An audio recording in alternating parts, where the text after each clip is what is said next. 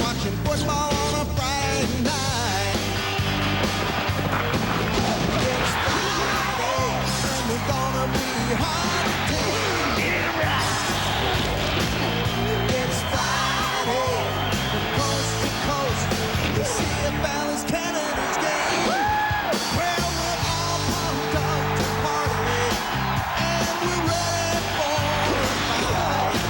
Come on, get back, relax, watching Friday Night Football. The boys are too bad. Well, the CFL football game is up for grabs. It's Friday Night Football tonight.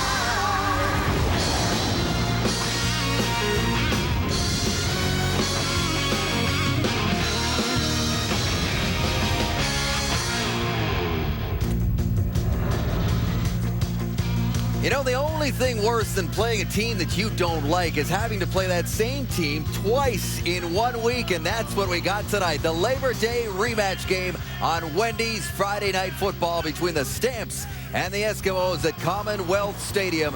And all eyes are on this guy right there. Number 34 has rushed for over 16,000 tough yards. And tonight, Mike Pringle will try to rush into the CFL record book and become the CFL's all-time leading rusher.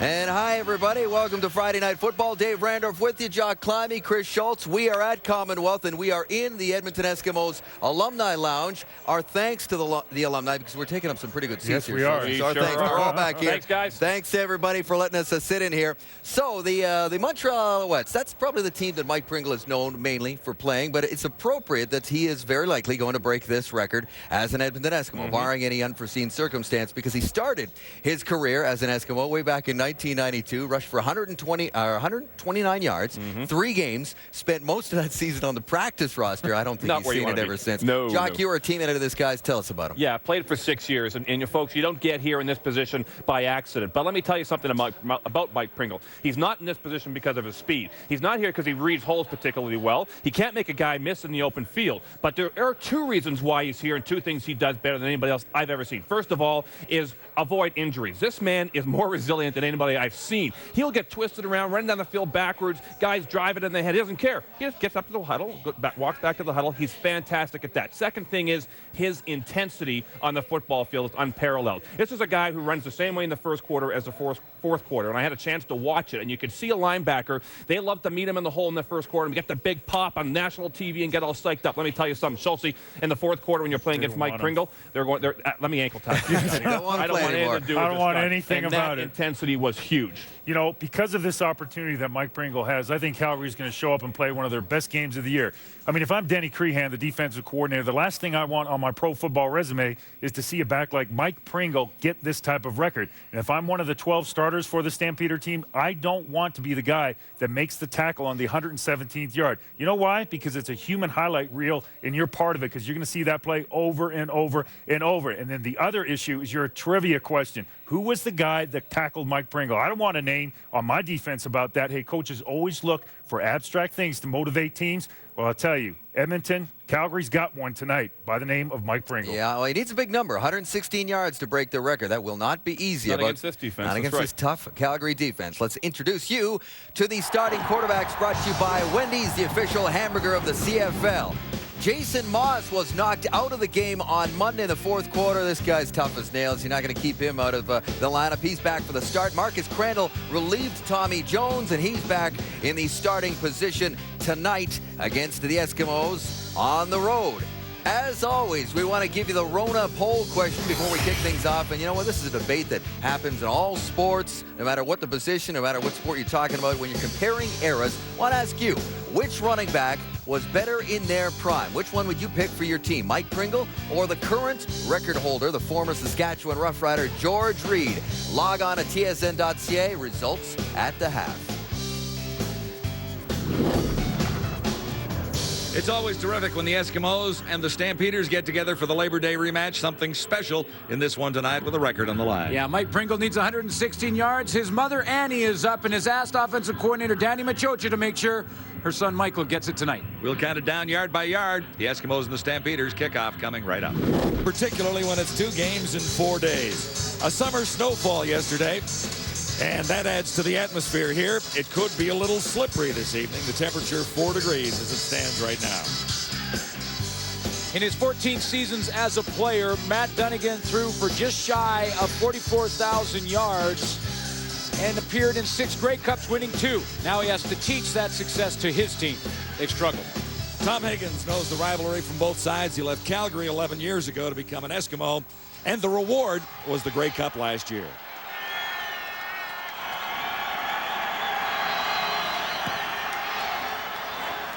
Here's the kickoff coming down at the 25. Winston October. Great beginning for the Eskimos out across midfield to about the 53.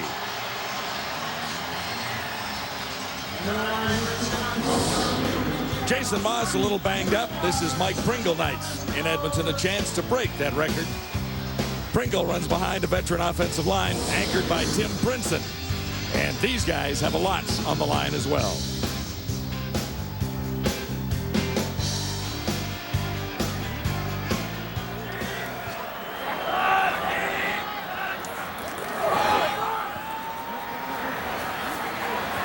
First down, Jason Moss. No catch.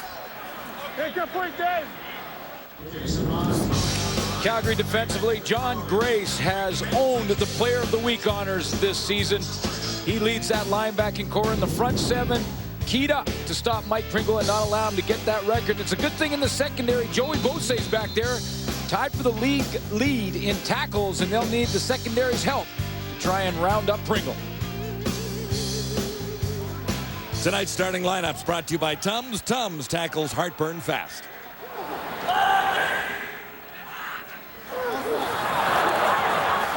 Second and 10. Flags are down.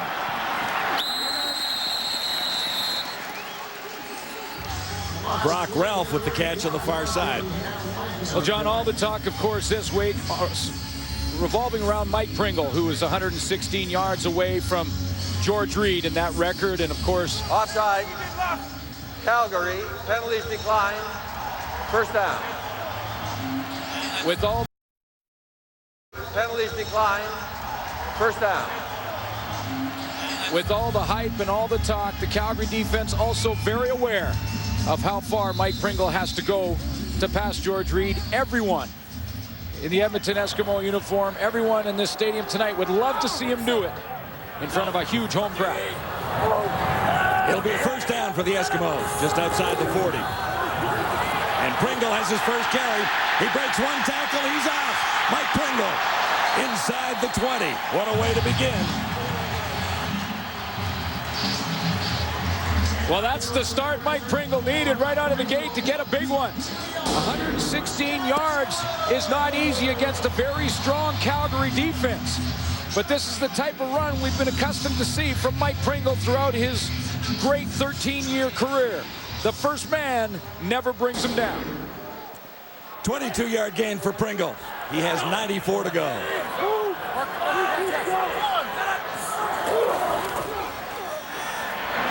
Jason Moss cuts it inside, and he'll have a first down near the 10.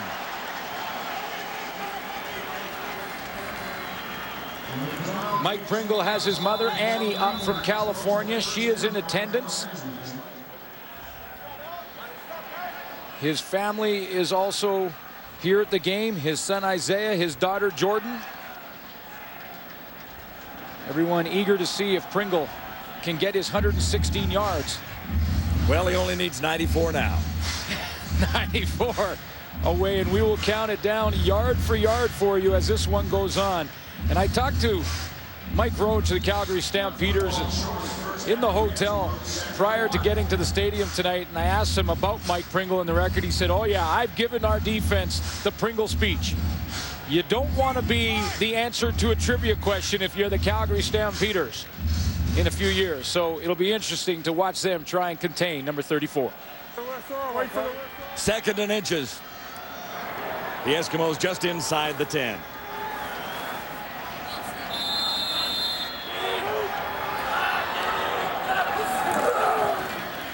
And that'll be plenty for the first down. Well, it would be fitting if he could do it here tonight with the Edmonton Eskimos. Mike Pringle, the place that he began his career back in 1992 in the CFL, and stops in Sacramento, Baltimore, his longest stay in Montreal, where really racked up most of his 16,000 yards.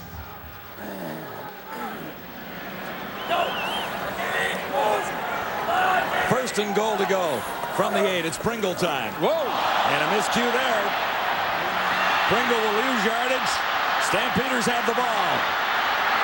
Caught from behind right at the 55. It was William Fields picking up the loose ball. And a drive ends quickly for the Eskimos.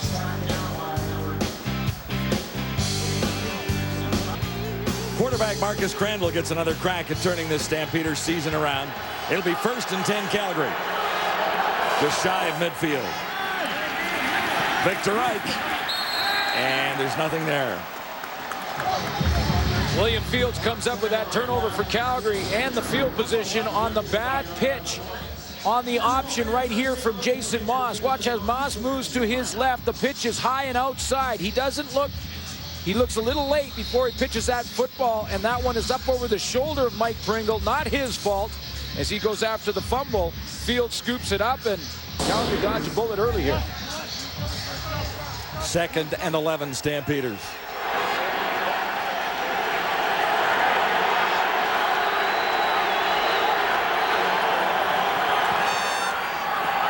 Crandall into a pile, and it'll be 3rd down in a hurry. Victor Ike making the catch.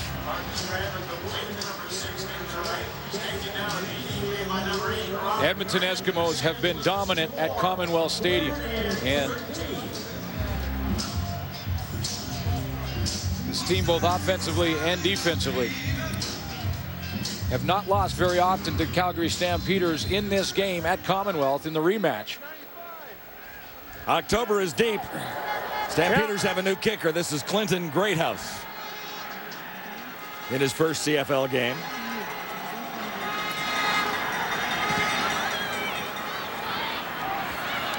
October. Flags are down in a hurry. October escapes. And he's out near the 50. Stopped by Andre Arlane.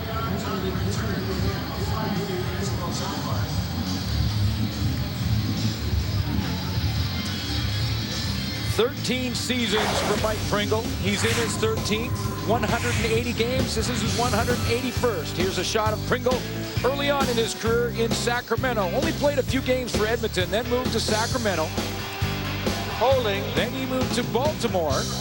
Don Matthews coached team there. And then to Montreal. And when Baltimore moved to Montreal, he actually took a stop down in the National Football League, went back to the Alouettes, and of course, his current team, the Edmonton Eskimos. So it all started in Edmonton in '92.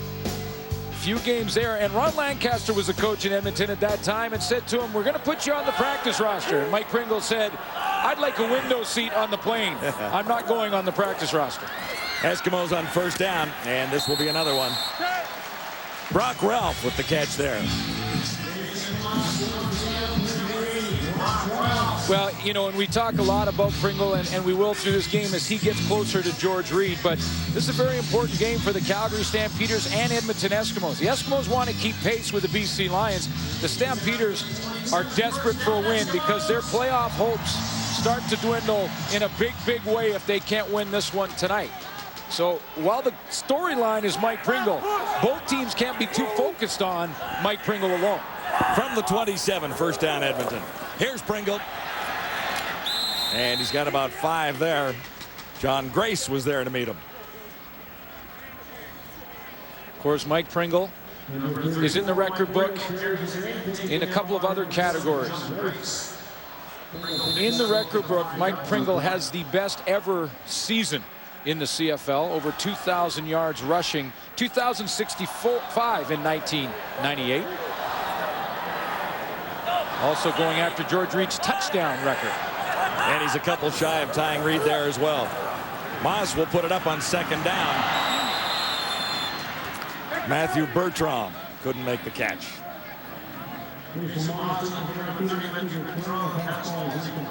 It's a tough situation for the Calgary defense, though. I mean, they're keyed up, and we talked about not wanting to be part of that trivia question. So they want to stop Pringle and not allow him his yardage for the record tonight. However, if you get too keyed into one player in the ultimate team game, it'll cost you. And the Calgary Stampeders, if they put too many in the box to try and stop Pringle, leave one-on-ones to a lot of talented receivers.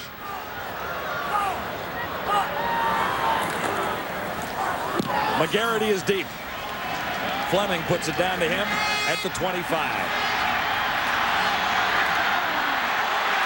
Solid special team coverage by the Eskimos. Rashad Ginty making the tackle after a 49-yard play. Tonight, and the whole family's here in the stands. Ryan Rashad.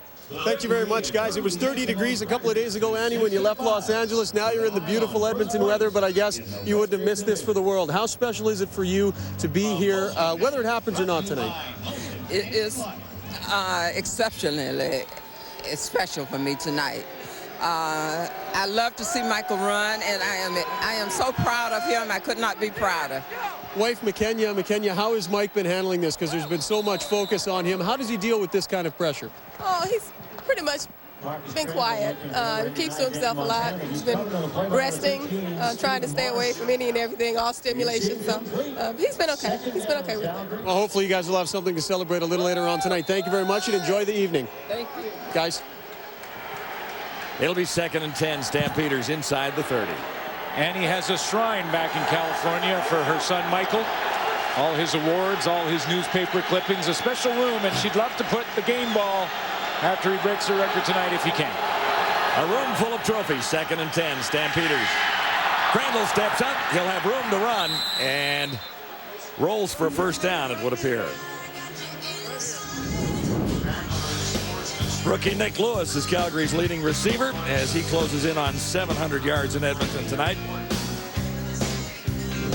And up front, another milestone for 12-year veteran Jamie Crysdale. This is his 199th consecutive game during the regular season. 39, 38, 95.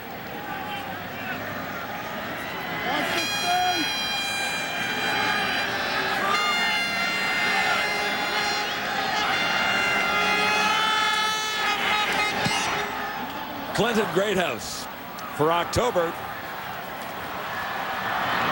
And he's stopped in his tracks. -1 on the return after a 38-yard punt. Jason Moss on first down Edmonton. About 5 yards too far for Darryl Mitchell. Mentioned the records that Mike Pringle has and is chasing. One of them, also held by George Reed, as we mentioned, is the touchdown record. And there he is at 135, 2 behind George Reed. So that's another record that, if the Edmonton Eskimos can get down close, could likely fall tonight. And a record that Mike Pringle had to be reminded of early in the season. He wasn't really even realize that he was that close to the touchdown record. 2nd and 10 Edmonton. Moss missed his target on the far side. He was looking for Jason Tucker. And you can see Danny Machocha, the offensive coordinator for the Edmonton Eskimos, going with a lot of play action, using the passing game. They're not going to change their game plan a whole bunch. You heard from Mike Pringle's mother, Annie. And Annie actually has called Danny Machocha 3-4 times in the last couple of days to ask him nicely if he could make sure that her son Michael gets the record. But of course, Danny Machocha can't change the game plan too much. I mean, they're throwing the football, tremendous receivers, and that's what they'll continue to do. Sean Fleming high for Nick Lewis. Wow. Back to the 20. Big hits. Just shy of the 30-yard line. Friday Night Football, no scoring so far. Here's Brian Mudryk at the Stampeder bench. Guys, there hasn't been a lot of bright spots for the Calgary Stampeders this year. However, there was one positive on Monday against the Eskimos. Despite the loss, the defense played very well. Now, Joe Fleming said it best this week. He said, you know what, considering our record, we have to win the small battles. And this week, it's a pretty big battle trying to stop Mike Pringle. They don't want any record sets against their football club. Guys? Victor Ike flags her down on first down, Calgary. Yeah, and that's a good point. That's what the Calgary defense is fired up to do tonight, is to stop Mike Pringle and try and make sure they're not the answer to that question. So Denny Crehan is the defensive coordinator. He's talked to him. You know, Joe Fleming and the linebackers know about it. Now, that sometimes is easier said than done, and you fall into trouble if you focus too much on one player. That's what I'm saying. I'm going to break late to the next spin. I'm holding the curl, so we talk him in there. I'm just going to force him back to that running back. First and 5, Stampeders at the Calgary 35. Little shovel pass. McGarity will turn this into a first down, Calgary. Defensively, the Edmonton Eskimos led by Singor Mobley in the linebacking core. Tonight we will watch two of the top 3 tacklers in the CFL this season. Singor Mobley for the Esks, Joey Bose for the Calgary Stampeders. Mobley has 60 tackles on the year. And in the Edmonton Eskimos secondary, how about Malcolm Frank? 5 interceptions, 3 for touchdowns. They may just want to move Malcolm Frank over to offense. Tonight's starting lineup brought to you by Tums. Tums tackles heartburn fast. Stampeders with a first down at the 45. Crandall with time. And he's on the money. He'll get a first down. Denny Montana making the catch there. All kinds of pressure on Matt Dunnigan as he tries to figure out and find out which quarterback he can win with. It's been a bit of a revolving door policy between Marcus Crandall and Tommy Jones. And Dunnigan, of course, the former quarterback in Canadian Football League, is trying to find out which one is going to step up and take control of the football team. Nice lid, though. What's with the hat? Setting the new style. First and 10, Calgary. Crandall had to throw it away. Gass was in pursuit. There's a flag down. You know, and he is, Matt Dunnigan has been criticized a bunch this year in local media in Calgary. And I would say this about what Matt Dunnigan is doing. He's not necessarily looking at, I mean, he obviously wants to win games, and they're trying to do that the best they can. He's looking down the road, and he feels pretty confident with what they're trying to build in Calgary.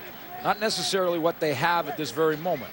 And when you look at it, in some ways, it's left over from what happened last year is what they're dealing with right now in Calgary. So they've got to work that out, find the players that they want. That takes a couple of years, and then put the system in place. And that's what I think Dunnigan is more happy about than anything, is the fact that he is building something, and it's going to take some time.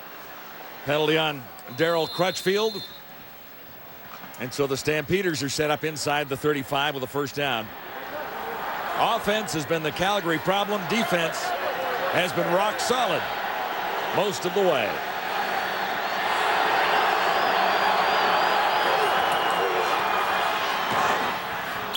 More than halfway to another first down.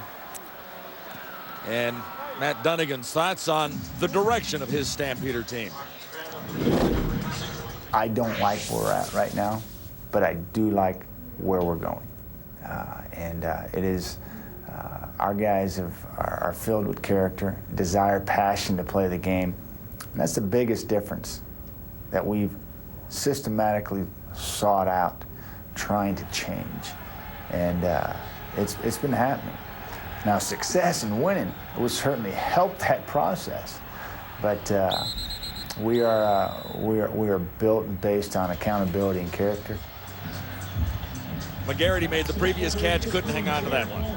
Accountability and character, two words that Matt Dunnigan doesn't throw around loosely, and words that mean a lot to him. And that's, I think, what they're building in Calgary and trying to do. Now they have to match that with some personnel. They have holes to fill. And this is sort of typical of what's happened to Calgary, this drive alone, over this part of the season.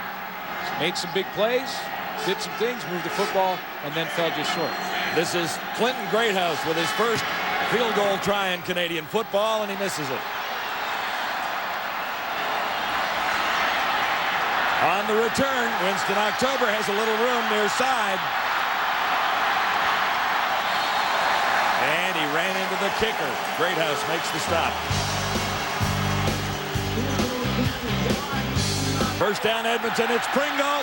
Another big run for Mike Pringle. He's out across the 45. Count it up. It's 14 more. He's chipping away, and you can see the bounce in his step. Throughout his career, Mike Pringle will not be considered a flashy runner, a fast, speedy guy, but he is a power runner. A combination of power and attitude. Jason Moss misses. So Pringle is 75 yards away, Glenn. His style, very similar to the style of the man he is trying to beat in the all-time rushing category, George Reed. 75 to go for Mike Pringle to catch the great George Reed.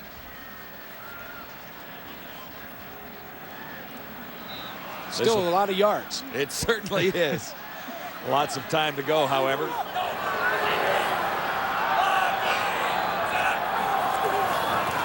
Second and 10. Brock Ralph, and he'll be stopped short of the first down. He draws in the lineup with Ed Hervey on the sidelines. There are similar styles between Mike Pringle and George Reed. George Reed started his career in 1963, went to 75 with the Saskatchewan Roughriders, 16,116 career rushing yards. Passed Johnny Bright in 1971 to take the league rushing title. Over 10,000 yards Johnny Bright had accumulated. And that record stood for almost 30 years. George Reed established it. Mike Pringle chases it again tonight. Both pounding straight ahead runners. Sean Fleming. McGarity back at his 10. Not deep. McGarity at the 15, and he's forced out on the far side.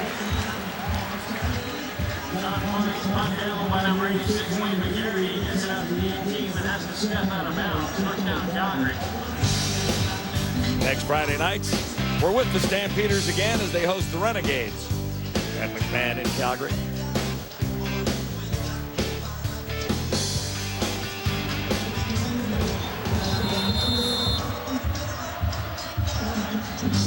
Last drive, a good one for the Calgary Stampeders, except for the finish. And that's one thing that we've said often about the Calgary Stampeders offense this year. 2 touchdowns for the Calgary Stampeders in their last 3 games offensively. Victor Ike. The Stampeders only managed 49 rushing yards last week against Edmonton. I should say earlier this week on Monday. You know, and it's been a tough season for Marcus Crandall, no question. Matt Dunnigan out of the gate gave Marcus Crandall the opportunity to be the starter, to bounce back from a miserable year in 2003. He struggled out of the gate. He just could not get this offense rolling. Touchdown to interception ratio in the opposite that it should be. And Tommy Jones has seen a bunch of action. But having said that, Crandall still has a chance. He looks at 2nd and 7. Flags are down on the coverage. Darryl Crutchfield was penalized earlier, and he's in the area this time. Did Darryl Crutchfield climb the ladder on Denny Montana? Because he had to go up over the top of Montana to knock that ball away. Illegal contact on the receiver. Edmonton number 4. First down. Illegal contact likely happened before the point of attack, because if the contact happens when the ball arrives right there, and I don't see any interference from that angle. Take a look here. Up over the top, no contact there. But if it's illegal contact, that penalty likely earlier on in the play, he made contact before that route finished. For the Stampeders, it's a 21-yard gain.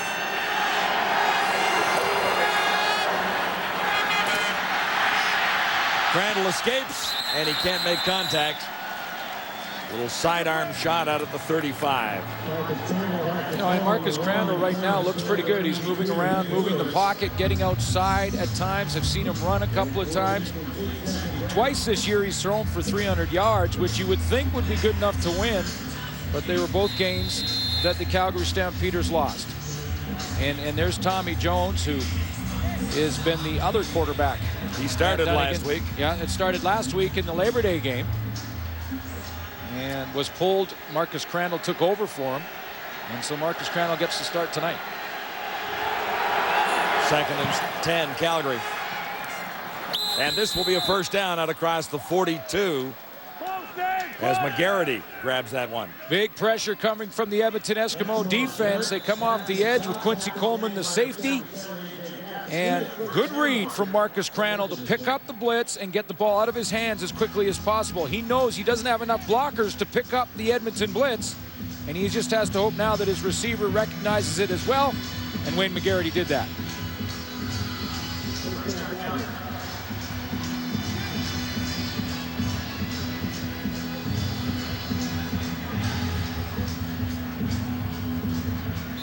Stampeders get the first down into the final 23 seconds of the opening quarter.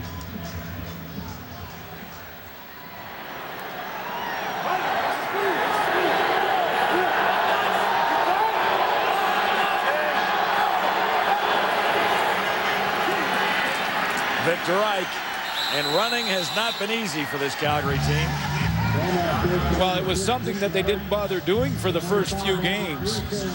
They really just decided to do it in the Winnipeg game after Matt Dunnigan decided to go in a different direction with his offensive coordinator, John Jenkins. He was released after game 6, or fired, I guess you say, when it's a coach. And then in Winnipeg, the very next game, Victor Ike had a big one. Rushed the football well. They had over 100 yards rushing that game, and then it's dropped off again. You know, running the football can't be an afterthought. Last play of the quarter. Montana, and he won't get the first down. The ball comes loose. Eskimos have it. It's Grant to the end zone. And he backs in. 49 yards. Robert Grant has the touchdown. They're expecting over 45,000 here, and Robert Grant got the crowd going. The 13th man is now in business. Denny Montana lost the handle on his own. Right about there, just before the hit from Crutchfield, that ball popped out, was sitting on the turf. Robert Grant scoops it. And the 13th man for the Edmonton Eskimos, this huge crowd in the rematch. It always is their biggest crowd of the year, and they're in it now. Hey, Paul. That's for the fan back at the house. Flag goes down on the convert. 4th career touchdown for Robert Grant.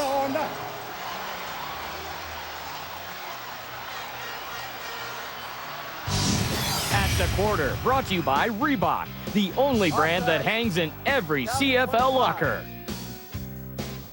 Welcome back to the Edmonton Eskimos Alumni Lounge at Commonwealth Stadium. Just like that, there's points on the board. We were all getting ready to talk about a rather uneventful first quarter, but Robert Grant with a touchdown makes it 7-0.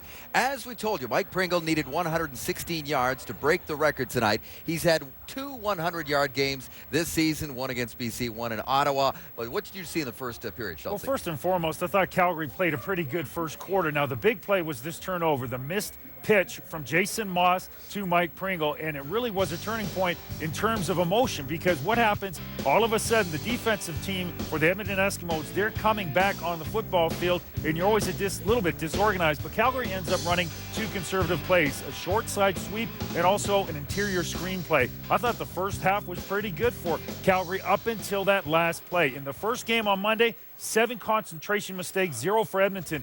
This game, it was going well. Only 2 concentration mistakes, but they didn't protect the football. Resulted in 7 points, Jock. Yeah, and if you're a Calgary Stampeder fan right now, you're going to be very frustrated with this football team. And there's something that happens when you're losing. When you lose a lot of football games, it's almost like psychologically you start finding ways to lose more football games. And what just happened there? It's a freak accident. Denny Montana's just trying to make a play. It's something that can happen, but it's something that happens to losing football teams. And they got to find a way to overcome that right now. And they have an opportunity because Jason Moss is not playing well. He missed 4 or 5 throws, very uncharacteristic of him. I think if he tightens up his game, they're going to have a similar result that they had last week. But avoid those types of mistakes, and Calgary can still hang with these guys. You know, it's a broken record, and you hit the nail on the head, Schultz. We've talked about it time and time again, the mistakes for Calgary. They can play with teams, and then they controllable mistakes. Absolutely. So they can overcome this, so we'll see. They've only won once in their last 7 trips to Commonwealth. Back to John and Glenn. So as we look at Grant, who has scored his 4th career touchdown, here are the numbers from the opening quarter. And this is what the guys are talking about. Everything very close for the Calgary Stampeders. In fact, they're deadlocked in first downs. Yardage very similar in the net yards. 1 turnover each. And look at the time of possession, almost bang on. And then they make the key mistake, miss a field goal, fumble the football, and they're down in the game. And that's really been typical of the Calgary season all year. Second quarter about to begin. The Eskimo kickoff.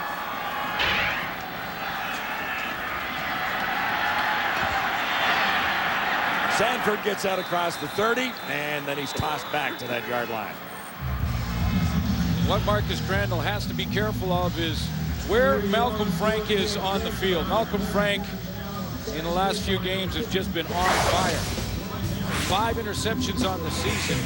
3 of them have gone back the distance. One against the Hamilton Tiger Cats. He also had a big one here at home in Commonwealth, and then this was Labor Day. And that was really the play in Labor Day that broke the Calgary Stampeders back. Edmonton up 12-0, but Calgary still in that game until then. Stampeders try and rebound. First down at the 30. Crandall looks deep and a little too far for Darcy Levy, one of the newcomers.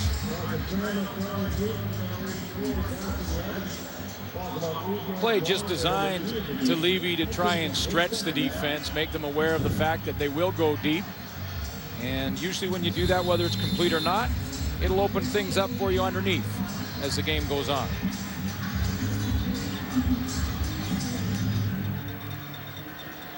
Six of 10 for Crandall.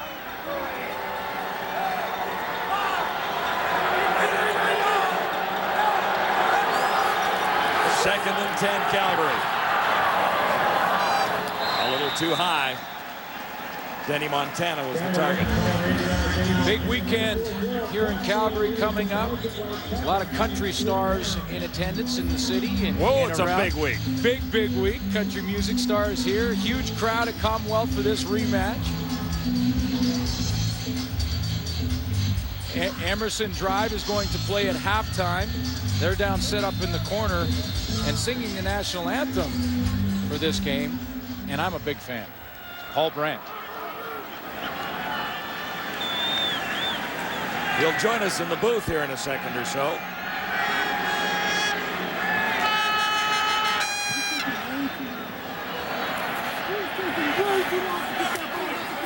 Flags are down. October takes off. Needs a block. He gets it. He scores. We'll have to check out the flag, but it was in that no yards area. I think it'll count. Well, the extra point team for the Edmonton Eskimos is on their way. This baby stands. Touchdown. No yards right there. The Calgary Stampeders inside that 5-yard zone. And Winston October. You can feel that October breeze in the air, can't you? Even though it's only September. That's a couple for Winston October. on punt return touchdowns.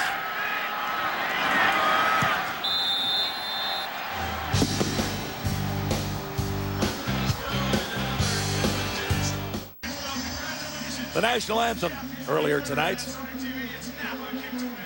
And I'm a big fan, so if this is fun. I'll just have to get an autograph at the end here, Paul. But you're here to host the CCMA It Award. looks like the Calgary boys showed up just at the right time. Oh my goodness, it's falling apart. A Calgary. You know, they made me for doing the anthem. They made me this jersey. Yeah, it's very nice. And it looks like I might have to start wearing it here pretty soon. It's getting scary, but it's so exciting to be here with you guys. Now, have you done any of this hosting before? A little bit. Yeah, this is my 5th time at the CCMA, so I'm real excited about that, and it's just great to be here in Edmonton. Born and raised in Alberta, and you have a new album out. Yeah, the new album's called This Time Around. We've been having some fun with this song called Convoy. You remember that old one? Absolutely. Breaker 1-9 this year is the Rubber Duck, and we're going to be doing that to kick off the show this year, and it's going to be a lot of fun. It's a big party here in Edmonton, you know, with the Centennial and all that stuff going on, and it's a bunch of wild and crazy country fans here tonight, too. Now, you're a football fan. Absolutely. This is great to be here. Mike Pringle is out there, and he's got his sights on George Reed's record. And what would be the equivalent in music for a big record like that? Oh man, I guess people trying to break a Hank Snow record, maybe. Yeah. It might be, I don't know, something like that. George Strait, that'd be a good name. Yeah, absolutely. Not much is going right for your guys. I know. Now, Paul, you start a tour coming up very soon. We're getting ready to get out there on the road again. I'm real excited about it. Folks can check out paulbrandt.com. The website will be updating that regularly. We're actually relaunching the site this Monday night with the CCMA Awards. So I'm excited to be able to announce that, and people can check out the tour from there. There's the website. Right there, People can get a hold and check out the tour dates. Now, could you do me a big favor? Absolutely. Just a verse or two of Canadian Man. Absolutely. Canadian man at your service from the land of the chill. Yeah, see, there you go. Now I can say I've sung with Paul. You did do well. It's on TV, national television. Thank you guys. This is great. Yeah, thanks a lot. I wish I had a voice tonight so I could sing along too. You got the gravel though. You got the grit. Gravel going, yes. Absolutely. Well, I think your Calgary Stampeders, they're going to be okay. They're competing right now. They just have to finish some drives. Well, we'll keep our fingers crossed for them. And, if you see me on stage at the CCMAs with this on Monday night, we'll all know what happened. Okay. Listen, Paul, thank you very much. Thank you guys good luck with me. your tour, and good luck with hosting the CCMAs. Take care.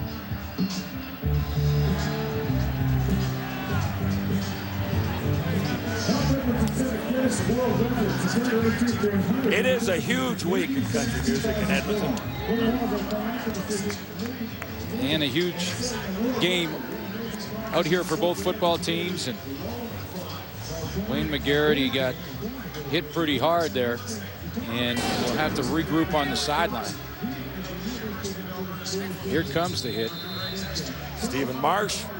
Yeah, and that was up high because McGarity was sliding down as he tried to reach for that football.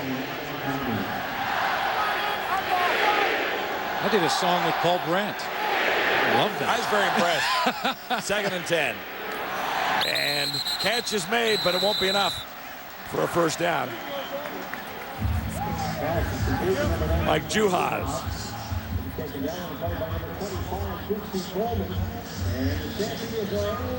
That's one area that the Calgary Stampeders have had some injury problems. Albert Connell's already out of the lineup due to injury. Now you see McGarity. He has to regroup over there on that sideline. Depleted receiving core makes it that much tougher for the quarterbacks who, as we mentioned, have struggled most of the year. October is back. And that's dangerous for the Stampeders.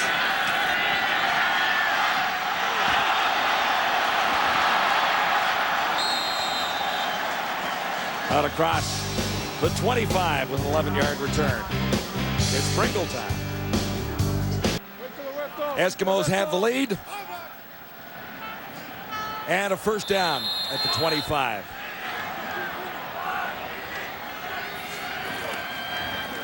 Pringle. And about 3 for Pringle there. For Mike. It's a huge record. It's a record that has stood for almost 30 years or so. So, you know, it's a big thing. And you know, I'm not going to concentrate too much on it right now. You know, for me, since I am still playing, it's something that I have to put in the back of my mind, and to use something as reflection when I'm finished playing. I love what Mike Pringle said as Jason Maas picks up first down yardage, or at least very close to it for the Edmonton Eskimos. But I love what Mike Pringle said yesterday when he was asked a bunch of times about how he felt about the record. The other thing he says, look, I didn't go in really worrying about the first 16,000 yards. I'm not going to worry too much about the last 100.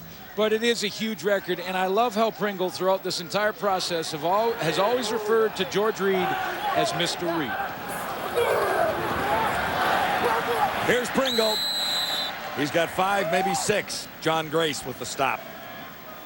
That's great respect for George Reed. And Mike Pringle is chipping away. 50 yards tonight, now 66 yards from that to break the record. To break George Reed's mark.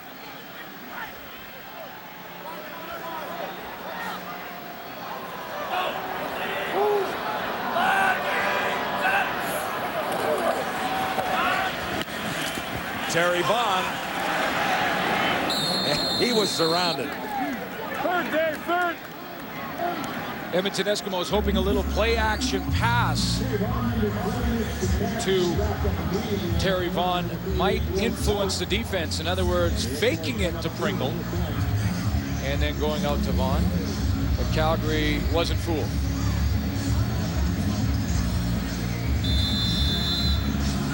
Play-action pass becomes a great weapon for Danny Machocha in this one.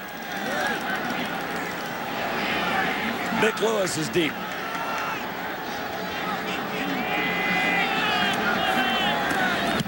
Sean Fleming.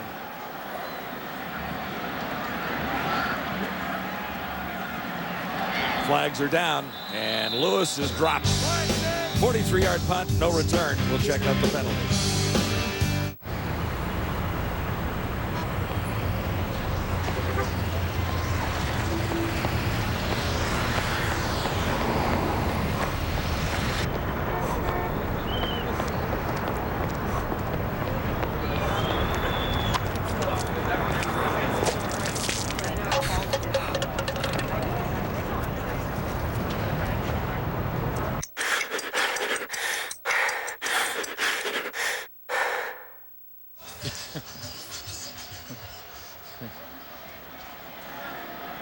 Oh my. This could be very serious. I think he'll be fine. First down, Calgary. On the IR for a play, but he'll be back. Complete down. Now he's got to help him. See, it was a whole bunch of horseplay, or I guess in this case it would be polar bear play. And now the big hug and kiss to wake up. You know, that's what the panel does when they have little arguments. They do the big hug and kiss to make up as well. Well, I don't know about the kiss part, but hugs. I think if Randorf had his way, there'd be a kiss. Second and 2.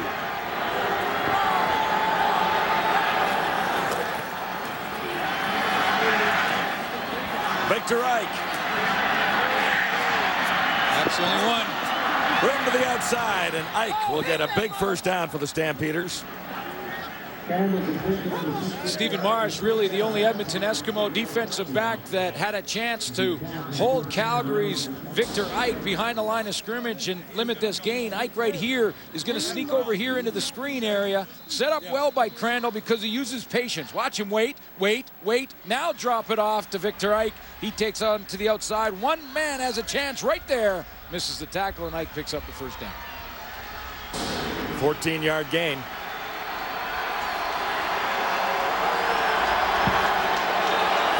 Stampeders at the 52. Crandall has a connection with Darcy Levy, the newcomer. And Malcolm Frank is there. Yeah, and this is the stuff that Malcolm Frank has done you know, away from the play. This is the stuff he does when he's not intercepted. He's on the outside. Watch how quickly he'll close here. 1/1000, and we're in slow motion. And Levy doesn't have any time to even turn around and make a move on Malcolm Frank. He closes that ground in a hurry. 2nd and 8. Veteran on the corner.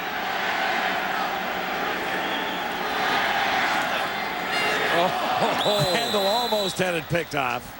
McGarity was the target.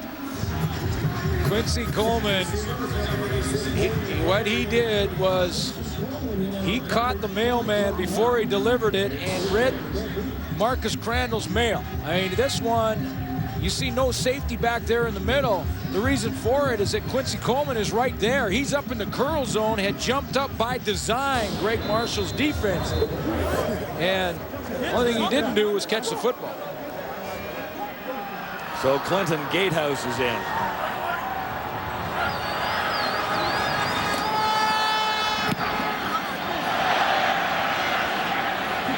October won't have a play.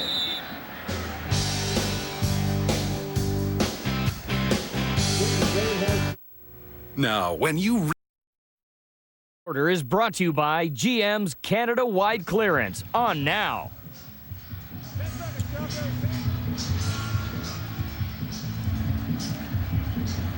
Eskimos ready for a first down, beginning at the 20-yard line.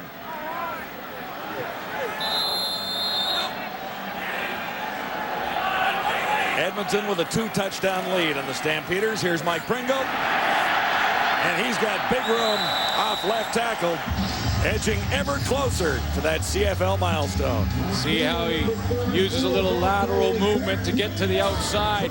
Nice cut from Mike Pringle. Takes a step to the right. Watch this cut right to the outside. Look at that lateral movement, shuffle from his feet. Those legs never stop churning, and then the power comes in at the end.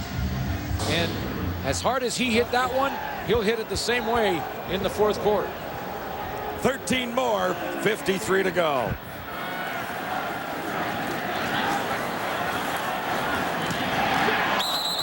Terry Vaughn couldn't grab it.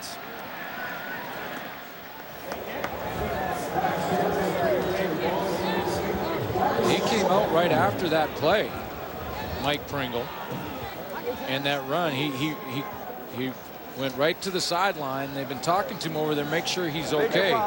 Face mask. Calgary 96. First down. And he looks like he will be okay because the helmet. Yeah, it looks like it'll be back on in a second. I mean, right after the run, Mike Pringle took off to the sideline to get some sort of attention. He was just gone. He just wanted to. Well, he pointed to his helmet, and he's kind of moving that left hand. Like that might be bothering him a little bit. Yeah, and now they're checking the strength in his hands. First down, Edmonton. Mike Bradley is in for Pringle as they check him out on the sideline. I mean, those aren't play school guns right there, folks. Those are the real deal. Mike Pringle has been unbelievably durable, which is why he is so close to George Reed's record through his 13 seasons. Really, just a couple of years ago, the only time he had injury problems in Montreal. Missed most of the season due to torn up knee. 2nd and 1, Edmonton. Moss takes a hit.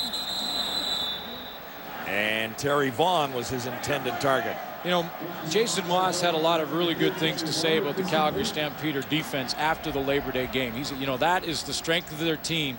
And in the Labor Day game, Jason Moss was hit, well, probably in the double figures, sacked 4 times. And he took a bunch of hits like this. In fact, was knocked out of the game on Labor Day. Bart Hendricks had to come in relief because of that shoulder that's been bothering Moss. And that's the one thing this Calgary defense has played well in the one area, and that's on defense all season long. 99. Sean Fleming. And the Calgary defense hasn't given up a touchdown tonight, even though they're down 14-0. Fleming to Nick Lewis. And he won't have a play on it. Well, another Fritos Fandemonium night here at Commonwealth Stadium. Always lots of fun. An ultimate Eskimo fan will win a trip to the Grey Cup in Ottawa. And all you have to do when it's a Fritos night is stand by the entrance gates of the stadium and watch these guys come in, and girls and families, and see what the competition is going to be. It's amazing the amount of paint. And I mean, look at that hat. I mean, there's a hat that gets you right in the running. Although someone could lose an eye with that baby. I mean, you don't want to lean back and you're in trouble. But there's all kinds of outfits out there. Stamps begin at the 12.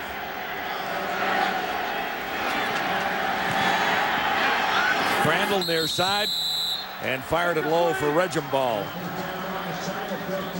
Malcolm Frank was in the area. Yeah, and this has just been the Calgary Stampeders season in a nutshell. I mean, early first quarter, moved the ball successfully, got right down there in field goal range, and went to kick one, go ahead by 3, missed the field goal. Winston, new kicker. Winston October brings it out. Then they fumble, make a mistake on offense, turns into a touchdown on a fumble, and have a touchdown against in the special teams. Defense played well one more time, and still they have nothing to show for it. Crandall on 2nd and 10. Look out! Another pick. Stolen again, and it's Frank again. Looking for the end zone. Yes! 4th touchdown of the season. Quite frankly, that's amazing. 4 weeks ago, the Eskimos had only 3 interceptions. Now Frank has a 4th. He has for a touchdown. 6 on the season, John. He has 4 touchdowns off interceptions. He had to work for that one, too. Dives to the outside, stays in bounds. Pretty nice running. They might want to move him onto the offensive side of the ball.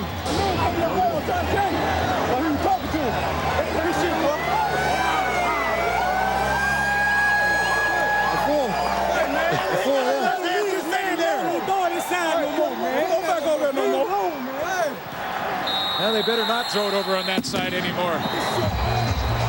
21-0. The Eskimos in a walk so far. Now, when you renovate with Rona or decorate with Rona, you can accumulate air. 4 touchdowns on interceptions for Malcolm Frank. Watch this move. Malcolm Frank turns those hips around, dives for the football. Nice cutback to get himself into the end zone. And Malcolm Frank has tied a CFL record with 4 interceptions for touchdowns in a single season. Ties it with another Eskimo great, Joe Holloman.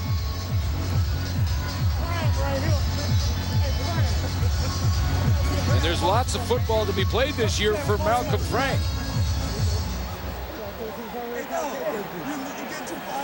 Hey, man.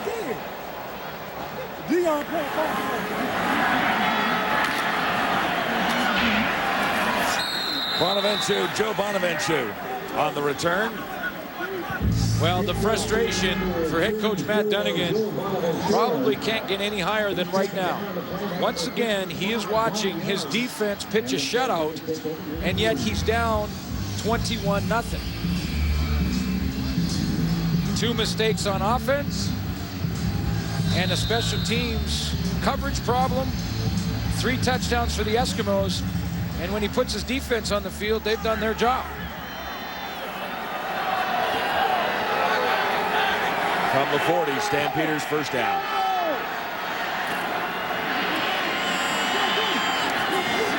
Crandall has Ike, and he pays the price at the 45. Hit by Mobley. Mobley and Stephen Marsh, the nickelback, and Mobley had him wrapped up, and Stephen Marsh came to finish him up. Little throw in the flat.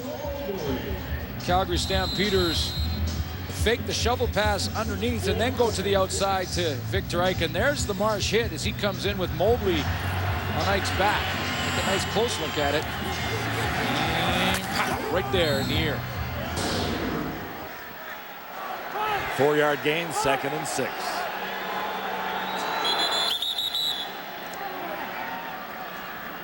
Hey, shut!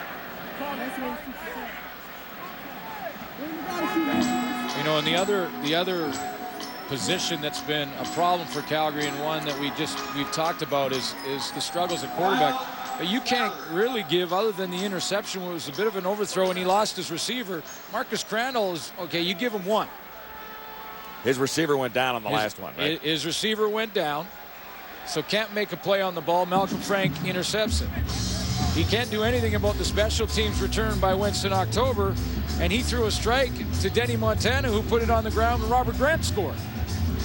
So you can't really give any of them to Marcus Crandall. And he's down 21-0. And he's in a big hole in Commonwealth on the road after playing, what, 4 days ago? Yep. 99 hours ago, the last game ended. All those bumps and bruises hurt way more when you're behind in the score on a short week.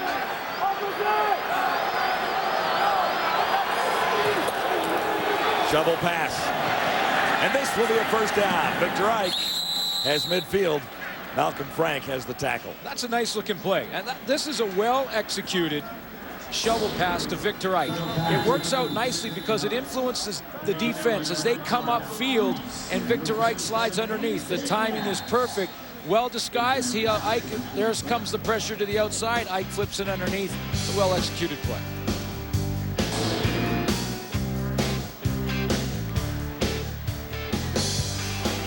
That all over Ike. Chiefs, Broncos, Sunday Night Football. Sunday on TSN. Coming up at the half, we'll have the boys, Dave Randorf, Chris Schultz, Jock Climby. They're here in Edmonton, and the big man at 4:30, some 3 hours before kickoff. See, he's ready. See, his notes are right there. He's sitting in his seat. The earpiece is there. He's ready to go. No sign of Climby and Randorf. Crandall, not quite. But the big man is a keener, and he is prepared, and he was in there in his seat nice and early. And so he will be prepared and ready. There he was. Like, this is way, I mean, we're talking. Well, he's getting a game face on very early, isn't he? Randorf was in makeup. Climby was out talking to people. He was in wardrobe. Yeah, and there was Chris Schultz 3 hours prior to game time getting his game face on. The big man is ready, and we'll have them at halftime here from the corner in Commonwealth. Crandall missed McGarity. This is 2nd and 10. Sanford made the catch, took a hit. Calgary Stampeders right now have something going. They have a couple of plays that they've worked together. They've done some play action to Victor Ike, a couple of shovel passes to Ike. Now they work the outside to Sanford. This nice play calling from Matt Dunnigan and the Calgary Stampeders. Now the question is, and always has been this year, can they finish the drive? They had an opportunity earlier to get on the board, missed the field goal.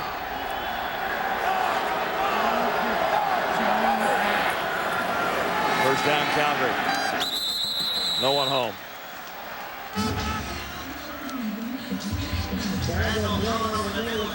Well, it was a play call that played to the strength of the Edmonton defense on that particular play because they were in man-to-man, and Glenn Young was covering the man that Matt Dunnigan wanted to throw the ball to.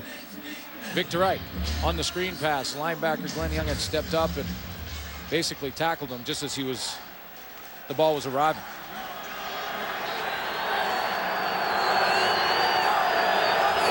Second and 10, Calgary. This will work. Juhas. He'll have a first down inside the 25. Mike Juhas. Robert Grant over to make the tackle.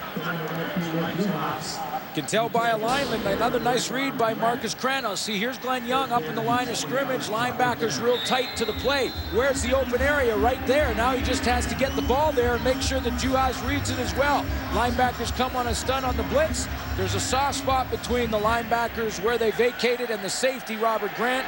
Juhas picks up a nice first down.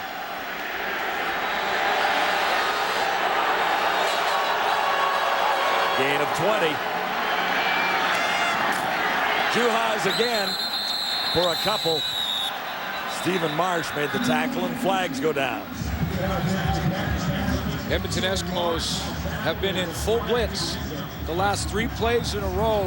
Marcus Crandall takes a hit from Singor Mobley just as he delivers this football. Full blitz coming. He knows one thing. No one's there to block Mobley. Mobley belongs to the quarterback. Face mask. Edmonton 13. First down. Now that's going to hurt Greg Marshall, the defensive coordinator. Face mask at the end of that one by Stephen Marsh. But he's gone with blitz 3-4 times in a row, and it's Marcus Crandall has read the blitz. And what do? Backed up against their own goal line. Stampeders have a chance here to stay in this game. First and goal from the 8. Touchdown toss. Marsh was covering. Sanford went up and didn't come down with the ball. Well, and even if he did, he would have been well out of bounds. He was on that track in the corner. And the coverage provided by Crutchfield down there. And this is how you play the fade from the reverse angle. Watch the coverage by, Stephen Marsh, who is right there, turns to look back to the football, times his jump, and takes the receiver out of bounds. You can't play it any better than Stephen Marsh did that. Second and goal from the 8.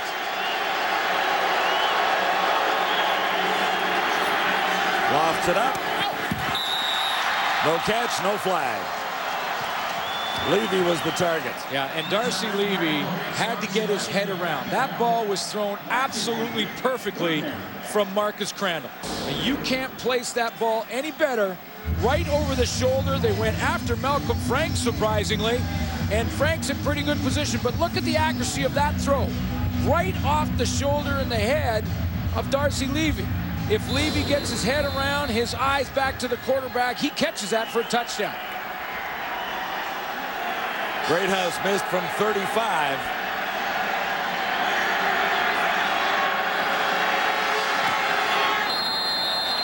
He's got this one. So the Stampeders are on the board. How about the day for Mike Weir? Shot a 9 under 65 at the Bell Canadian Open. This was beautiful. What a tremendous shot. He had a bunch of those and now has a lead by 1 stroke over Vijay Singh. And TSN's coverage of the Bell Canadian Open continues with third round tomorrow, 1 p.m. Eastern, 10 a.m. Pacific.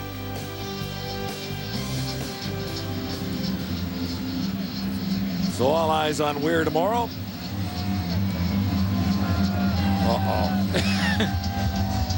You know, for as far as mascots go, Hunter needs anger management. Well, he is one of the more aggressive in the league, without question.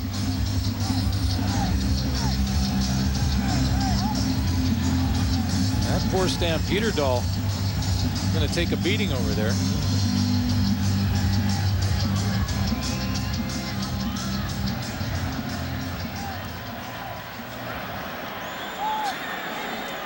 Dunnigan and the Stampeders down 21-3. About a minute and a half till halftime.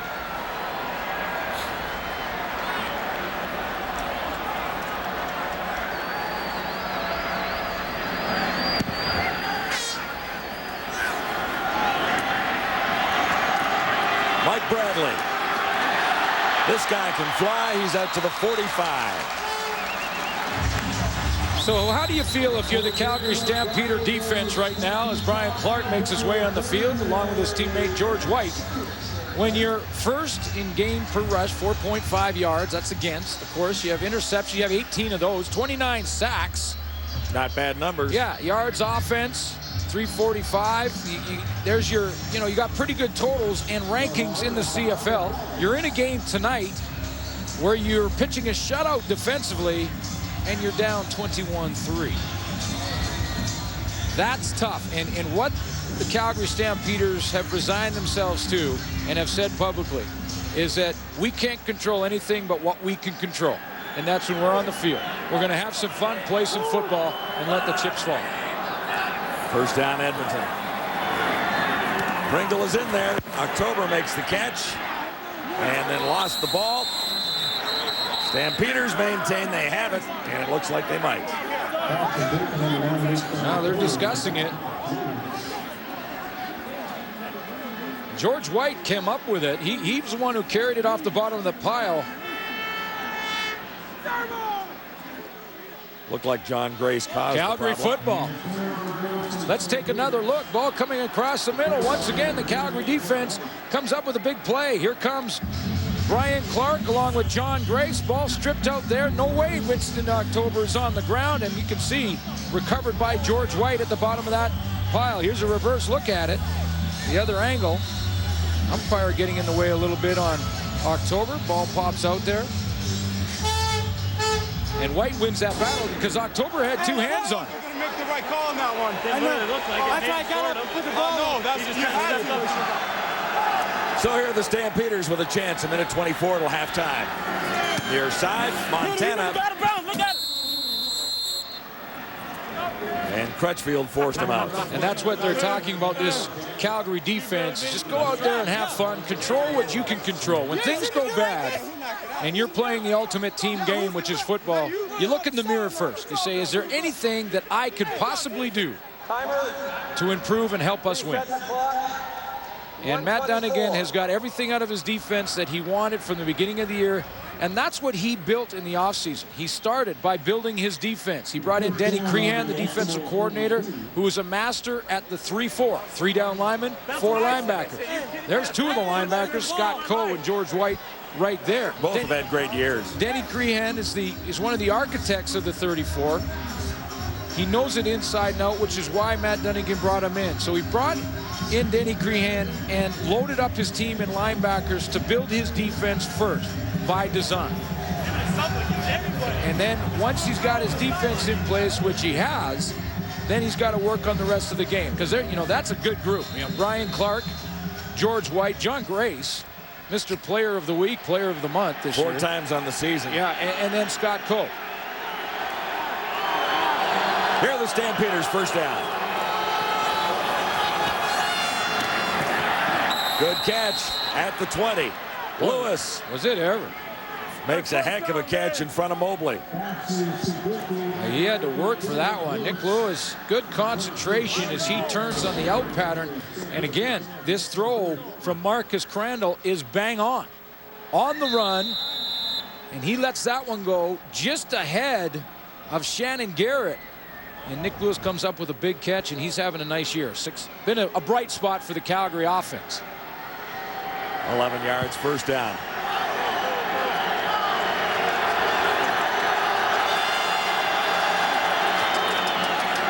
Beats on Crandall, and he had to unload. I tell you, A.J. Gass gets in there, but I'll tell you what. Marcus Crandall is playing a good football game right now. He has made the reads correctly. He has made good decisions with the ball. I mean, this is a great decision. A.J. Gass goes through the A-gap. That's the gap between the center and the guard, and he is untouched. What does Crandall do? He realizes he has no chance for success in the play, throws it into row 7. It's second down. 2nd and 10 from the 31. Shotgun Crandall. This one is tipped and intercepted. A.J. Gass put it up. Tipped the ball, and Coleman has the interception. Quincy Coleman, 2nd interception of the year. Tremendous adjustment by A.J. Gass, who's going to line up here, come and engage the center, and then just drop out and get his hands up. Watch how A.J. Gass plays this one. He steps up on Crysdale, takes that block up, then he drops, gets his hands on the football, it bounces up, and Quincy Coleman wins that race to it. Here's another angle of it. Coleman coming underneath. He sees the ball pop up. Now it's just right. Can I get there before my teammate? I need that stat. But that's a tremendous play from A.J. Gass. Engage the center, drop out of there, and get your hands up on the hot play. Stampeders get it back on a turnover and turn it right back. I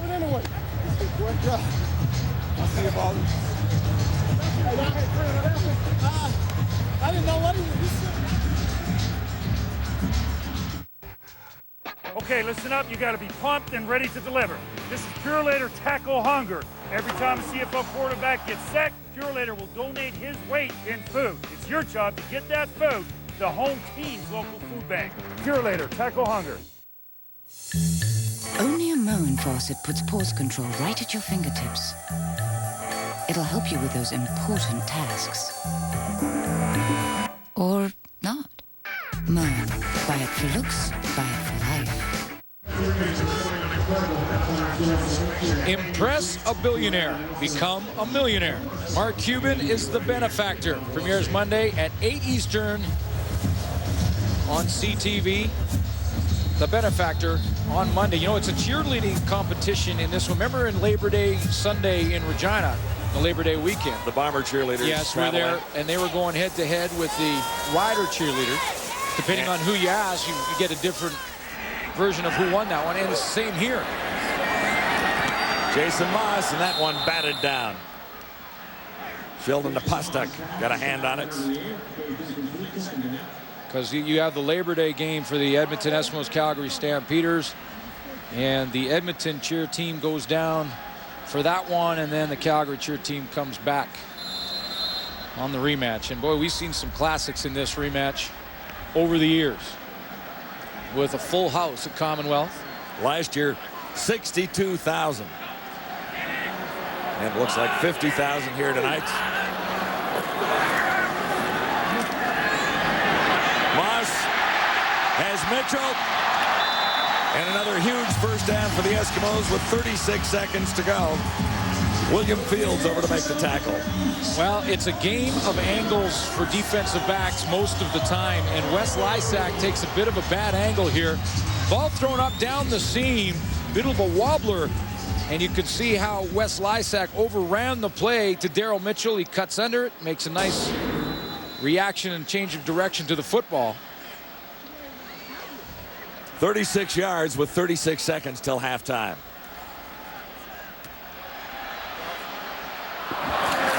Brock Ralph, and he fights for a first down. There's a penalty marker back in the Eskimo backfield. We haven't seen Mike Pringle carry the football since he went off and had that problem with his strength in his hands and was getting checked out on the sideline, likely a stinger. He has been back in the game blocking. Holding. That's where he is, First down repeat. where he's been on his last carry, 6 for 63. He's got a nice average going tonight. He just needs to see the ball a little bit more. But not likely going to happen with 22 seconds and a chance for Edmonton. They're going to try and throw the ball a couple of times here to get in field goal range. So he may not get it until the next half. 22 seconds to go.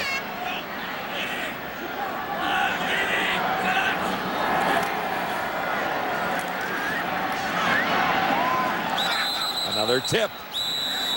Sheldon Napustuk got to that one. That's 2 for him. Yeah, he went up and knocked that baby down, and because that was designed to just flare out Mike Pringle out of the backfield. The fact that they're willing to throw him the football in that situation, you know, says that he's healthy. He's healthy enough to hang on to it. But Sheldon Napustuk wouldn't let him get the ball. Knocked it out of the air. One of the keys to having a 34 defense is your nose guard. Your nose guard has to have the great push to be able to take sometimes not just one, but 2 or 3 offensive linemen with them so those linebackers can fly around and make plays.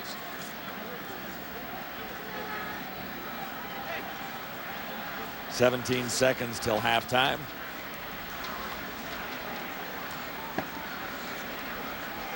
And this is a chance for the Edmonton Eskimos to put a few more points on the board just before we go over to the boys in the Alumni Lounge here at Commonwealth Stadium. And thanks again to the alumni for allowing our guys in there. And considering there's not an Eskimo in the bunch. Yeah, exactly. 2nd and 20.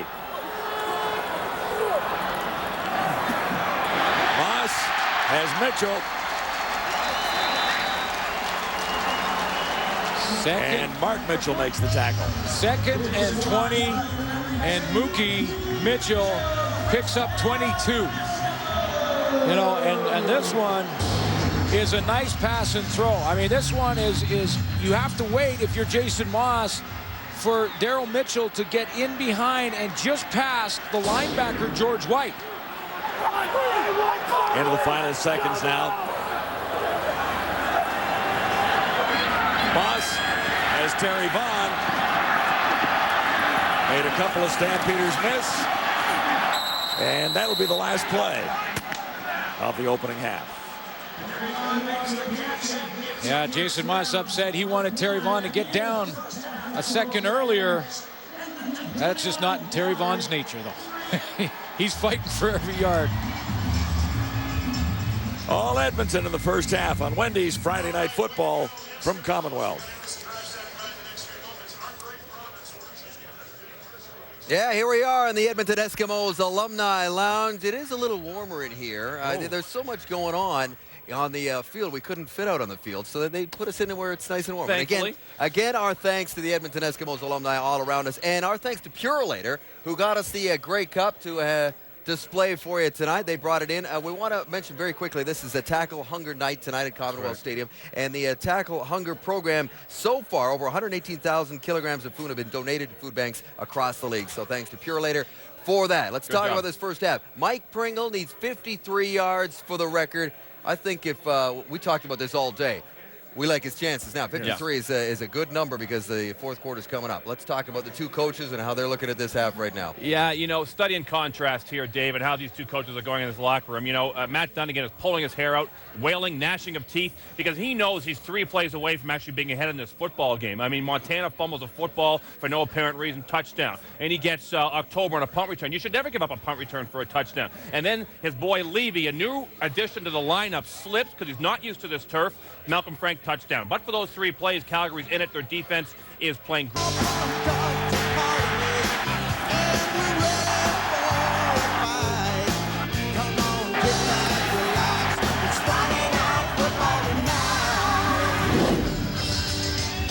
Mike Pringle 53 yards away from the all-time rushing record in the CFL. Let's go down to the Stampeder bench. Here's Brian Mudryk.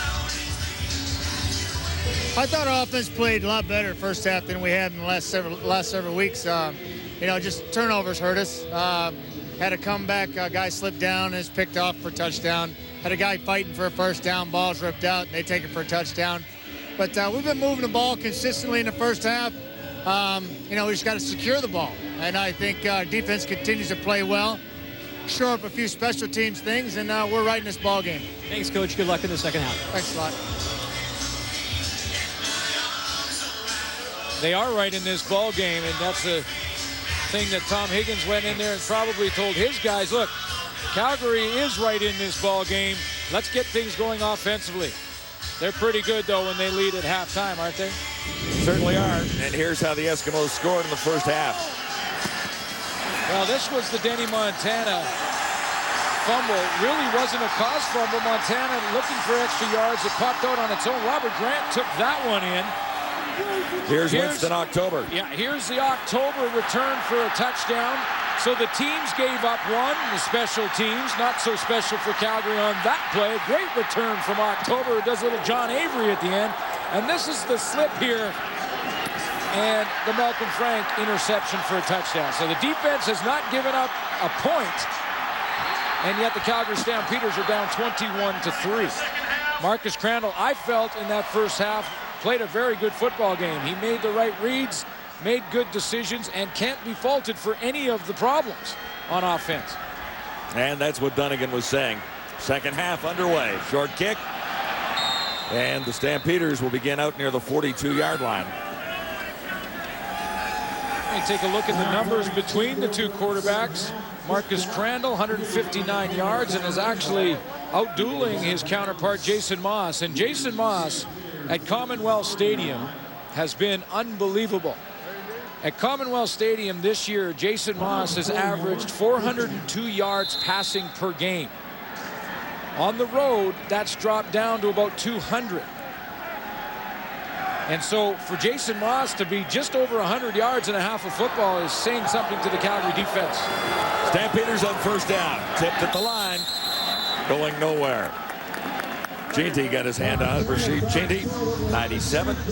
And there's been a bunch of those. And the reason you see a lot of tip balls at the line of scrimmage is simply because of the scheme the defense is running. And it's happened on both sides of the ball. Sheldon the Pustuk has a couple for Calgary. Rashad Jeanty for the Edmonton Eskimos has a couple. Reason for it is when you're blitzing linebackers like AJ Gass, then it's the quick throws and the linemen get their hands up. Stamps look at 2nd and 10. Crandall and his receiver didn't turn around. That was McGarity. And they really need him to make some big catches. Yeah, and I think, Wayne McGarity, who was shaken up in the first half, may be one of the disappointments and maybe one of the bigger ones for the Calgary Stampeders this year because, watching him in training camp, how smooth and strong of a route runner he is, I really believed, and I think a lot of people believed in the Calgary area that he was going to have a breakout season at receiver and just hasn't this year. 3rd down, Greathouse. Won't get it away. Recovers the ball, but it'll be the Eskimos with a 1st down. Yeah, and see this is what we're talking about. And good teams, though, John, find a way to win games, and there's a lot of football to be played here, but the Edmonton offense has struggled a little bit, and yet they're making plays elsewhere. Jabari Issei comes up with a big one from the right of your screen. Watch, uncovered. Now, right here has got to be the step-out block or else the personal protector picks up the outside. Either way, that one has to be picked up from inside out, and that's just not enough. Vizay, as he gets there, great out. 1st down, Edmonton. Here's Pringle, and maybe 2, that's all. He chips away, and you get the feeling he's going to need one more big run. And when you look at Mike Pringle's numbers now, 51 yards away from passing George Reed, he's amongst a pretty impressive list of running backs in all of football, let alone Canadian Football League. They call it a 1-yard gain. 2nd and 9, Edmonton. Moss on his own. Diving inside the 20.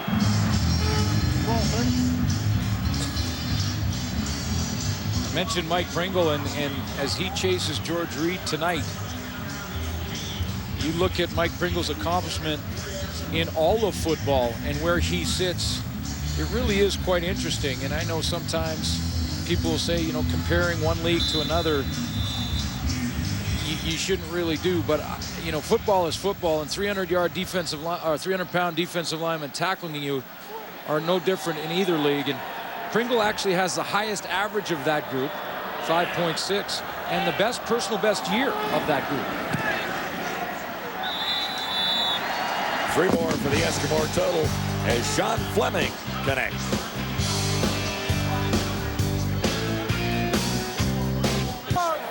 After the Eskimo field goal. Calgary beginning at the 35.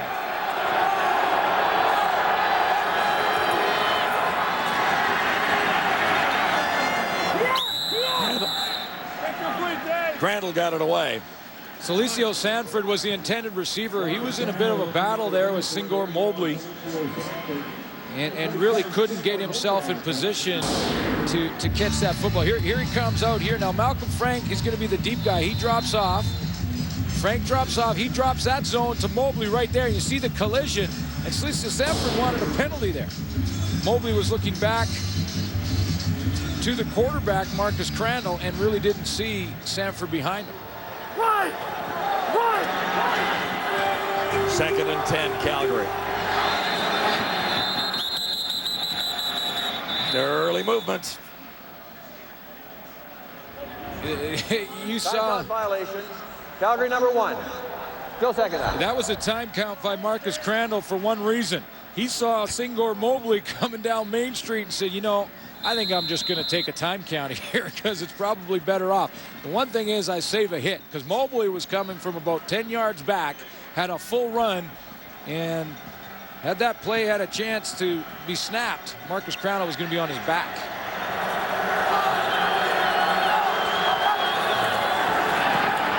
Second and 15. Crandall goes deep and 10 yards too far.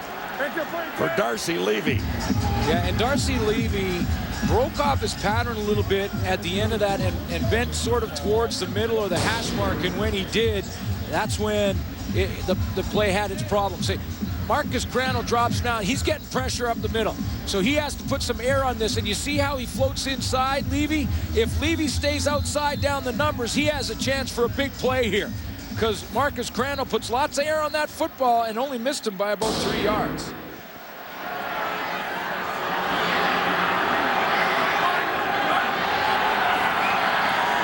High snap. Greathouse got it down and away. Winston October.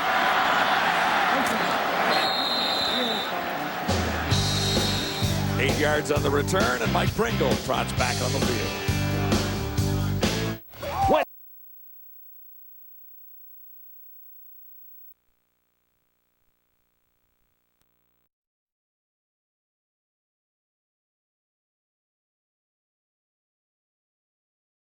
Walter Payton and George Reed all played their 13 seasons and have more games played, but it's an impressive list to be part of. Jason Tucker with a first down for Edmonton. Here's Pringle again. And another couple. And as we get closer to the fourth quarter and closer with this type of game where the Eskimos are ahead by 21 points, and Mike Pringle becomes more and more involved. John Climby talked about it off the top of the show when he said he played with Mike Pringle. I had a year to play against and have to try and tackle Mike Pringle. And when he hits that hole in the first quarter at a full speed, he hits the exact same speed in the fourth quarter, and we're getting closer to that all the time. Jason Moss has Brock Ralph for another first down for the Eskimos. You know, talk about that great season that he had in 1998, Mike Pringle. And when you put that in the all-time list, and I'm talking about all of football, here are the best four. Eric Dickerson has the best one, and that was with the Rams in '84. Jamal Lewis with the Ravens, and then Mike Pringle at 2,065. So he has the best single-season performance of the top 5 all-time backs and ranks 3rd in the best single-season performance in all of football. Pringle again, and he continues to chip away at the record. Boy, he almost had a seam, didn't he? He was so close, and it looked like almost just an arm tackle away from breaking a big one here. And look how he comes off the right side. Nice block at the point of attack by those offensive linemen up front. And that was an arm tackle away from a 30, 40-yard gain. He's down there around the 30-yard line. And he chips away 43 yards from the record. 4 more on the previous carry.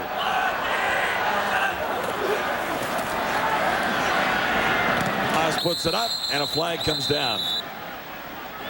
Well, the holding is likely going to be holding against the offensive lineman for the Edmonton Eskimos, which would take away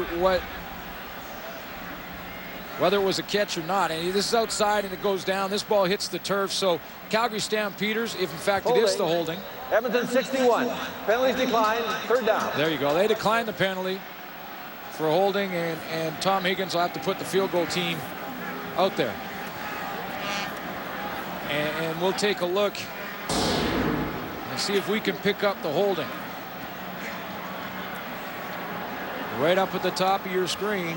Well, that's not too hard, is it? Glenn Carson wrestling, not blocking in pass protection. Sean Fleming will have it spotted at the 33. Moss has it down, and Fleming puts it through.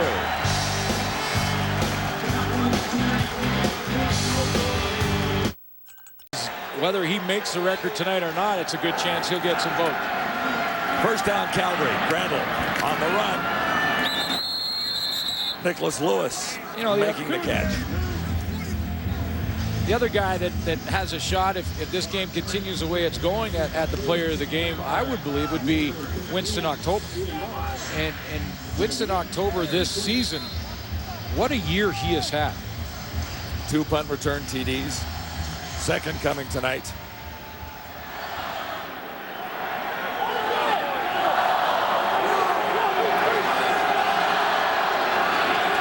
2nd and 2.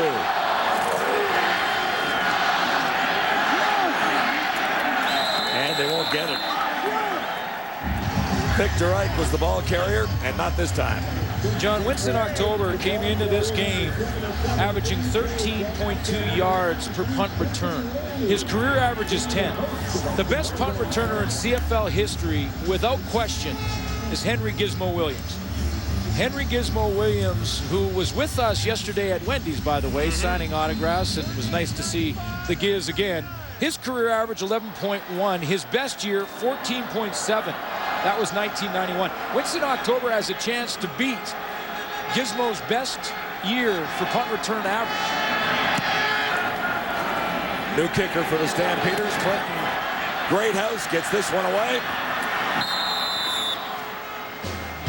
And Winston October sets the Eskimos up near the... Calgary Stampeders, John Grace with 5 sacks for the Stampeders, which leads us to our Perlator sack totals. Montreal leads the way. For every sack in tonight's game, Perlator will contribute the quarterback's weight in food to a local food bank. Perlator, Canada's biggest courier company. So far to date, 118,000 kilograms of food.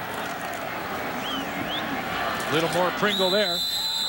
118,000 kilograms of food have been donated throughout the 9 CFL cities. That's 260,000 pounds of food. 28,000 kilograms more right now than the total from last year. So this promotion is huge and helping out a whole bunch of people, as Mike Pringle now 38 yards away from George Reed. After a 4-yard gain there for Pringle.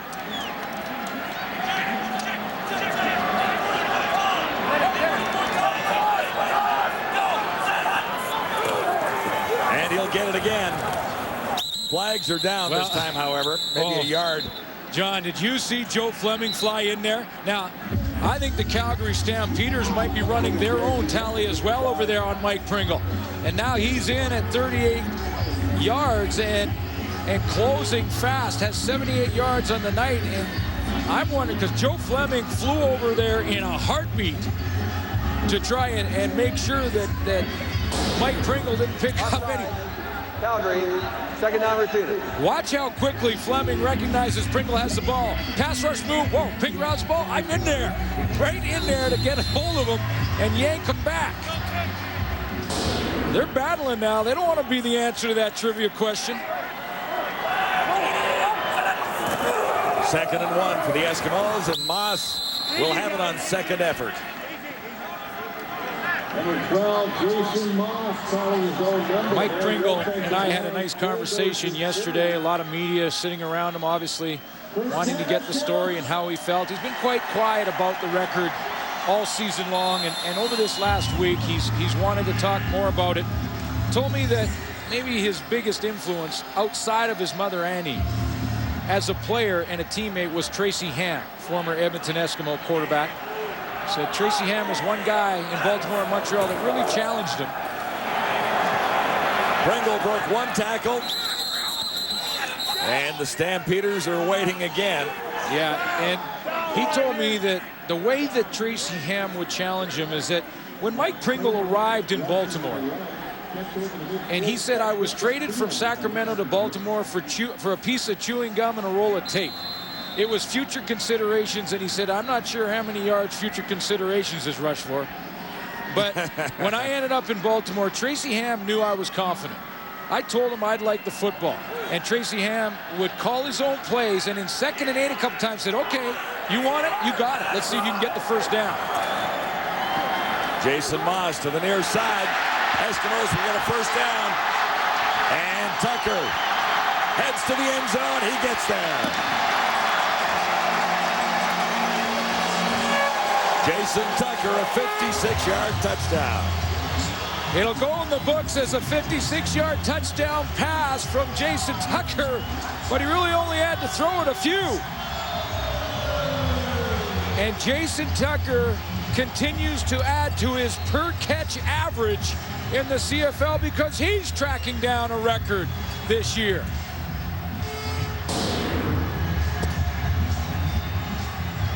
Well designed and executed. Quick screen pass to the outside.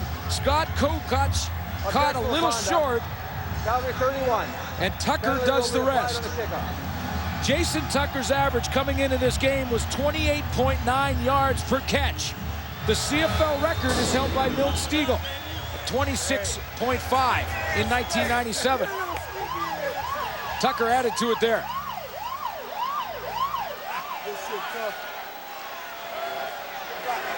Too many weapons. A little Tucker time from the Edmonton Eskimos. Talk about a guy who runs smooth. I mean, this guy is, you know, that goes back to the old days. We used to say, that guy's just sweet the way he runs. There's the average, 28.9. Milt Stegall holds the record. That was set in 1997. And Tucker, every time it's Tucker time, it's a big play. Another big play from Jason Tucker right there. And the Eskimos are starting to run away with it.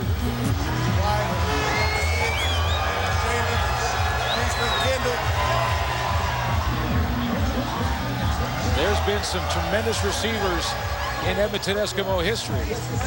They have the great core now. And this was well-executed play because in the middle of this, right up here, Joe Fleming is trying to get to the quarterback, Jason Moss. He gets yanked from behind. I mean, the jersey pull right there from Carson, Glenn Carson. He gets away from that with that one. But that was that extra split second that Moss needed. Tucker, 2 receptions, 64 yards, 1 for a touchdown. And McGarity steps out. Well, here's the good news for the Edmonton Eskimos. They keep the pace and the chase, I should say, with the BC Lions. They continue to 34-3 to rack up points here. And at this type of lead, Mike Pringle becomes way more of a factor for their offense. Because now you want to control the clock. So now it just makes a ton of sense from a game plan perspective, now that Tucker makes his big play, to go to more Pringle when Edmonton gets the ball back. 3:40 to go, third quarter. First down, Stampeders. Catch made, but there's not much yardage after that. Sanford made the catch. And it's good for a gain of 5. And this is the point in the game that the Calgary Stampeders become accustomed to this season, and that's where you sort of stop looking at the scoreboard and you just, in the huddle, start talking about the fact that you have to take it one play at a time. One play at a time, one series at a time turns into a chance at a comeback. That's how you think about it. And I would say it would be a long shot. 2nd and 5. Crandall takes off, and he'll get the first down out across the 45. Here's what we've seen from the Calgary Stampeders, though. We've seen an offense that in the first half played decently. I think Marcus Crandall's really managed one of his better games. And the points against the first 21 points were not against the defense. Were mistakes really by receivers. A slip and a fumble by receiver, and then a touchdown on the teams. But now it's snowballing on us. Danny Montana near side on first down, Calgary. Little shovel pass, picked to right.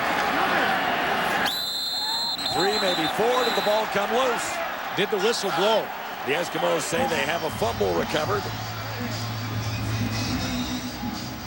Mobley in the middle of things down there. Yeah, and that one was close, but I think Victor Ike, whether or not he was on the ground is one thing. The other is, I think that whistle blew before the ball came out. You take one quick look at it here. This is the reverse angle for you.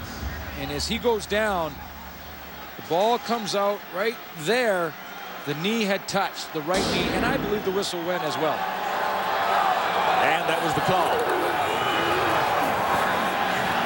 Mike again, or Lewis, I should say, Nicholas Lewis.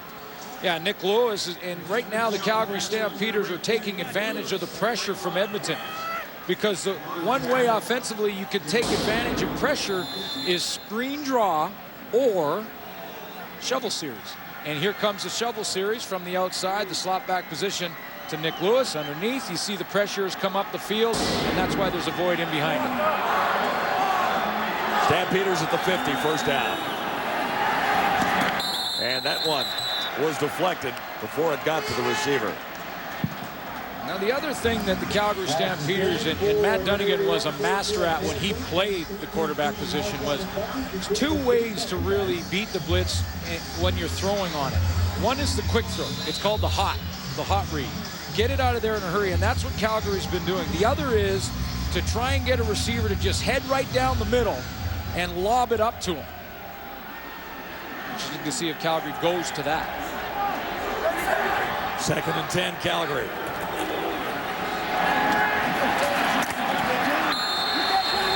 Sanford made the catch, but he was met right away by 2 Eskimo defenders. And the thought there is that Matt Dunnigan needed 1 block. But the Edmonton Eskimos, I should say, rally in a hurry and gang tackle. Stephen Marsh is over there. And Stephen Marsh, a newcomer to this secondary, has made some plays tonight.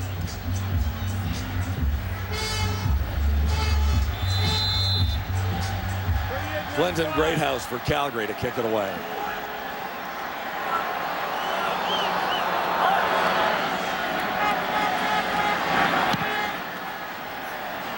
High and deep, and it's over October's head. It'll roll through for a single, and the Stampeders need more than that. They're down by 30 now. Well, you know, and I talk to fans across the country. We talk about the NFL season, the CFL, and I say, you know, you never have to make a choice. Watch them both, because on Sunday, NFL on TSN, Kansas City takes on Denver, 8:30 Eastern, 5:30 Pacific time. Available on TSN HD TV. NFL prime time at 7:30 Eastern, 4:30 Pacific time. I'm liking the Broncos big time this year.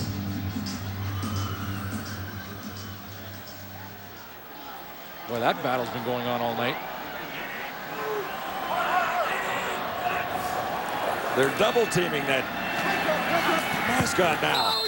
Mike Pringle, maybe 2. You know, Ryan Clark had Mike Pringle in the backfield there. And Tom Higgins told us at the press conference yesterday, so you know what I've loved about Mike Pringle and watching him all year is that he almost never gets caught for a loss. Brian Clark had him for a loss. Pringle picked up a yard. And that's the final play of quarter 3 here at Commonwealth. At the quarter, brought to you by Reebok, the only brand that hangs in every CFL locker. 36 yards away from the record, and really that's all we have to talk about at this point, because the old Battle of Alberta is not what it used to be. It'll get back there someday, but it ain't tonight, I'll tell you that much. So now the challenge is something you've been. He's watching the Calgary defense. I am. We're all watching Pringle. You're watching the Calgary defense. Well, they're going to make this the hardest 36 yards in the history of football, because you know the Flemings and the Napastics and all those linebackers, they want to spoil this party that they're trying to have here at Commonwealth Stadium. And then on the exact opposite, the Princens and Chris Morris and Comiskey and that entire offensive line, they're huddling together at this quarter break saying, guys, let's make it happen right now. Those offensive linemen, that offense, take as much pride in Mike Pringle's success as Mike will, and I hope he gets it. I'm cheering him on, Jock. Yeah, this is exciting. I mean, when you have a game that's a bit lopsided, you got to find some excitement in something, and this is exciting for the fans right now. And, you know, you got to compare the records, and you look at the receiving records, passing records, and what's the most difficult record to get in football, and I think the rushing record probably is, because you have to take that much more punishment in order to get it. But what's really fascinating right now about the CFL is that Damon Allen, of course, is our yardage record for passing, and then, of course, we've got Alan Pitts at receiving, and now we got Pringle poised to get this. And all these 3 guys went to the same college, Cal State Fullerton. I don't know what's in the water down there, but they are breeding heroes in this league. They don't even play football there anymore. It's amazing. The program shut down, and yet they had a program that obviously generated something. Because they don't go to the NFL. Down there was a smaller school, so the CFL got some of the great athletes coming out of that school. You know, our Friday Night Football telecasts are carried all over the states now, so hopefully there's members of the old Sacramento Gold Miners, Baltimore Stallions, and former Montreal Alouettes teammates from coast to coast in this country and in the United States who shared in the yardage that he's put together, because he just might get there tonight. And Dave, you know what? He's got Gene Murphy watching him, and Gene Murphy we'll be watching tonight was his coach at Cal State Fullerton, also coached Damon Allen, also coached Alan Pitts. Absolutely amazing that those three went to the same school. Winston October. It's going, Glenn. It's just about gone here. It's fading fast, partner, but you're playing like a linebacker and hanging in there. But Cal State Fullerton. Major foul, roughing the passers. Calgary When Mike Pringle breaks this record, whether it be tonight or not, he will break this record. And when it happens, Cal State Fullerton will have the leading passer in CFL history in Damon Allen, the leading receiver in CFL history in Alan Pitts, and the leading rusher in CFL history in Mike Pringle. And when you think of all the schools in the States, all the colleges, all the players, that is truly amazing. Here's Pringle. Cuts it back in. Could this be it? Inside the 25. 50,000 plus in attendance, John. And they're going to be a part of history tonight. 18 more. 17 to go. That's the one Mike Pringle needed. Off the right side. Kevin Lufstrom, a big block. Chris Morris pushed out. Look at that block there. Mike Pringle with the cutback. Look at those legs churn. Here he goes.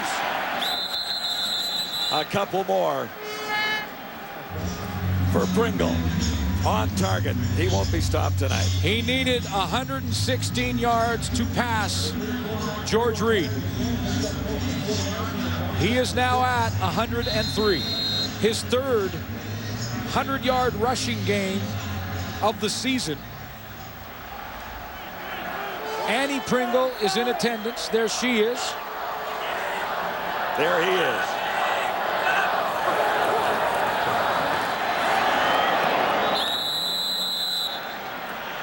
Winston October was the intended receiver. With 13:21, Mike Pringle just needs 13 yards to make history.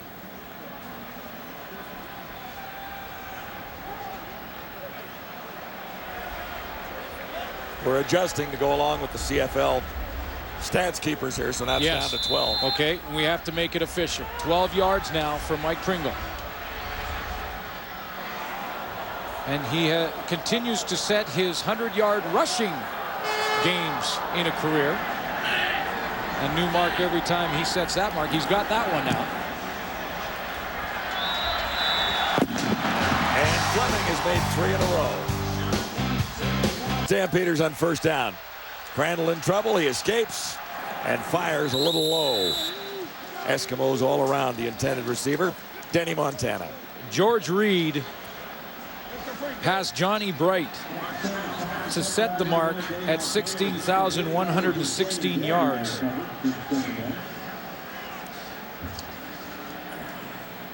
Reed did that in 1971. At that time, it was 10,909 yards held by John Bright, who was on the wall, also a former Edmonton Eskimo. 11 of his 13 played here. And Mike Pringle is just now 12 yards away from breaking Reed's record that's held for 34 years. Crandall wrapped up and down. And his defense is going to get him the ball back right away. Albert Reese getting credit. Second sack of the season for Reese. And that's one thing that Mike Pringle has been very careful to do throughout this season, and especially the last couple of weeks as he's got closer and closer to George Reed's numbers, is to thank all the teammates and make sure he recognizes, and that includes teammates on the defensive side of the ball. Without that hit by Reese, maybe that drive continues and Pringle stays on the sideline. Winston October is in. Clinton Greathouse for Calgary. High and not deep. October with a 64-yard return for a TD already. Stopped near the 55. Eskimos in that huddle right now. realize they all will be a part of history. And it maybe happen on this series. 12 yards for Mike Pringle to pass George Reed.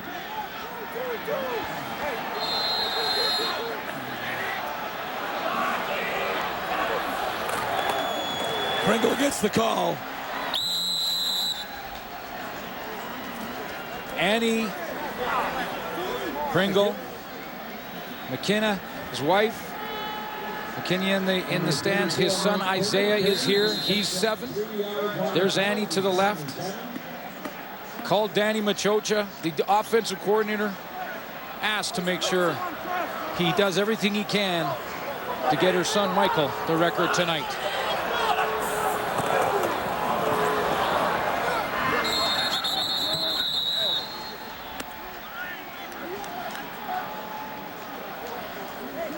Annie Pringle is very nervous. You can tell in her face. Wants to see her son pass that mark. And Joe Fleming is battling to make sure it doesn't happen. He was in on that tackle. Over 50,000 in attendance here at Commonwealth. Joe Fleming talked about the small victories. And this is the one he's fighting for here tonight. Can he keep Pringle from George Reed's record?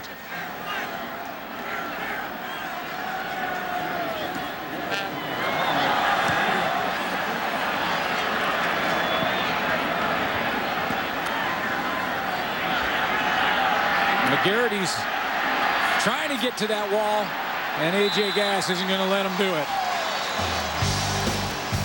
37-4, Edmonton Eskimos. We're now going to try and do their part offensively. Keep Mike Pringle off the field. Now 9 yards away from CFL history. And really Canadian sports history. Because this is one of those records. This is the one that you would think one of the hardest ever to get. Because Mike Pringle didn't drop back and throw footballs for yardage. This is not, this is not a passing record. This is a record that to get it, you have to take a hit every single play, sometimes 3 or 4 hits. And the way Mike Pringle has run throughout his career, it's been over 16,000 tough yards.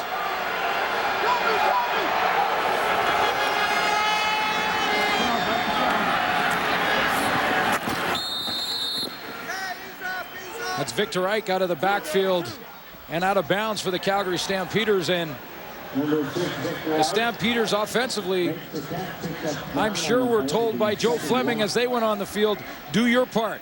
Keep Mike Pringle on the field. We may not be able to come back and win this game, but we do not want to be part of that trivia question, and keep him right over there with his helmet off. Annie Pringle wants to see her son back on the field. And now Mike Pringle has to rely on his defense. 9 yards away.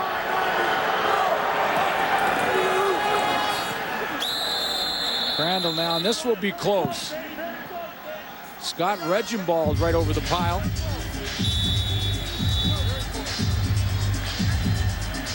They may have to take a look at this. Got right to about the 35-yard stripe.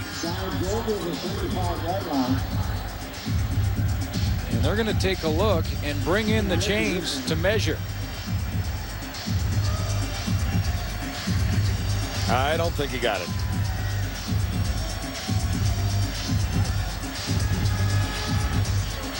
By half a football. There you go. By half a football. So that's one more series for the Calgary offense. 9:51 left. Mike Pringle chasing history here tonight. 9 yards away from George Reed. Here are the Stampeders' first down.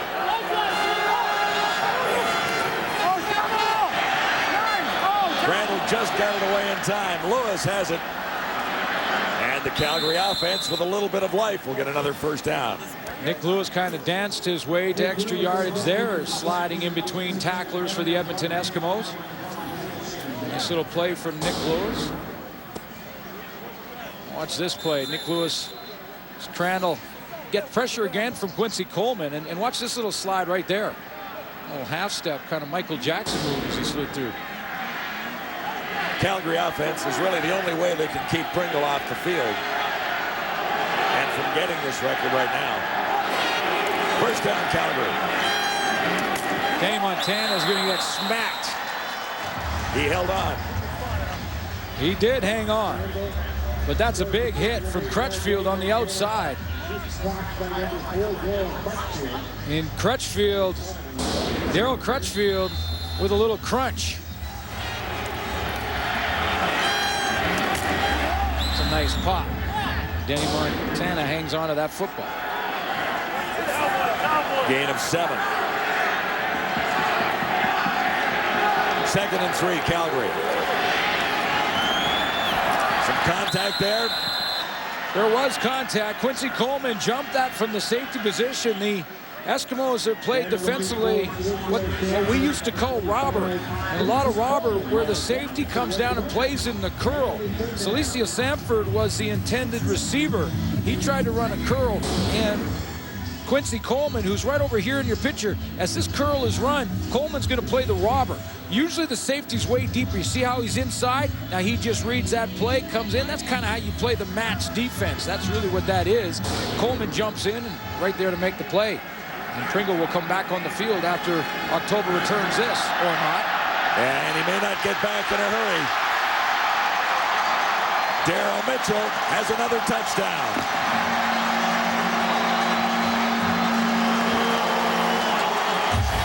9 games, 9 touchdowns for number 87. 2 versus the Ottawa Renegades. He's had one in 5 games in a row, then missed one during Saskatchewan, and most of those, well, all of those have been receiving touchdowns until now. He adds one on the teams.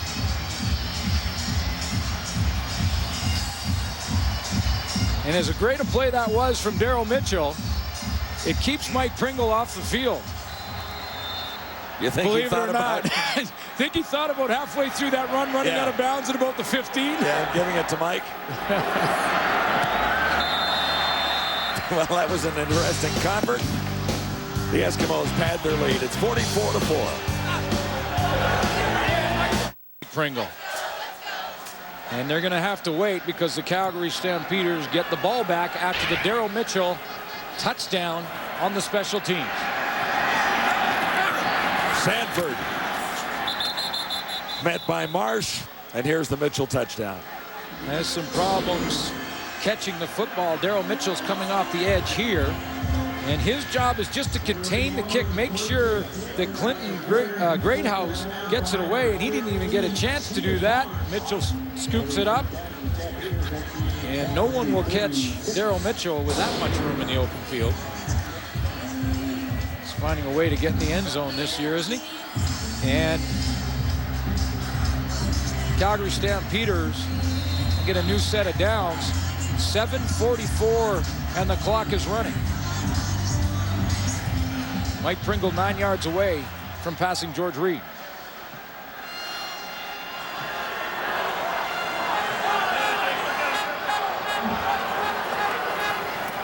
Little shovel pass for Victor Ike. Well read by Mobley. Mobley was there in a hurry. There are 14 records available to a running back in the Canadian Football League stats and records book. Mike Pringle currently holds 5 of them. But the biggest one, and one of the biggest records in sports history in this country, is the rushing record.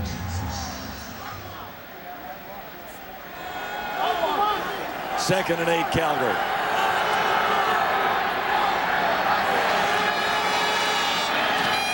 This will be a first down to Mike Juhasz out at the 50. And Mike Pringle has been quiet throughout the year about the record, but did discuss it yesterday and talked about who he's chasing. You have to have a lot of respect for Mr. Reed. I mean, he is the record holder of almost all the major category records that you can possibly have. And and for the records to stand for so many years is a testimony to, you know, what he accomplished. So, you know, it's just a tremendous blessing to be just near some of the things that he's accomplished. Well, how close can you be? 9 yards away. And George Reed is in town and in Commonwealth. Annie, Michael's mom, is in the stands and looks a little nervous for her son right now. McKenya, his wife, is also here with their 2 kids, Jordan and Isaiah, for what will be CFL history. But he's got to get back on the field. 5:30 to go, 2nd and long, Calgary. Eskimos look to get the ball back, and they will here. Darcy Levy making the catch, short of the first down. All the offensive linemen that Mike Pringle has worked for and worked with, we talked about them yesterday. He talked about his time in Montreal. Talked about his great season in 1998, and he said, I never talk about my goals publicly before a season begins, but my goal was for 2000 in 1998. I achieved my goal, and it just seems to me that Mike Pringle, whatever he sets his mind to, he will achieve. Eskimos almost got through on that one. It was Mitchell. Flags are down on the return. I asked Mike about his mother, Annie, and I asked him, you know, she is your inspiration, and tell me a little bit about her. He said, you know, she took me to all the games, and she was the one that instilled in me Calgary 27. 15 yards penalty. First down. That whatever I put my mind to, whatever you put your mind to, you can accomplish. And he had a lot of coaches and a lot of people, Mike Pringle, doubt him because of his size and maybe his lack of speed in the running back position. And through all of those doubters, Annie always used to tell him, don't worry about what people think. Just go out and accomplish your goals, set your goals and accomplish them, because if you put your mind to it, you can accomplish anything. He learned that at a young age. And right now, he sits poised to break George Reed's all-time record. We'll take a quick break. Calgary Stampeder down. How's the heartburn? It's gone. I took Tums. That was fast. Interesting thing. When you ingest Tums, it goes directly to the acid in your stomach and actually converts it partially to water. And Tums contains calcium, something your body uses anyway.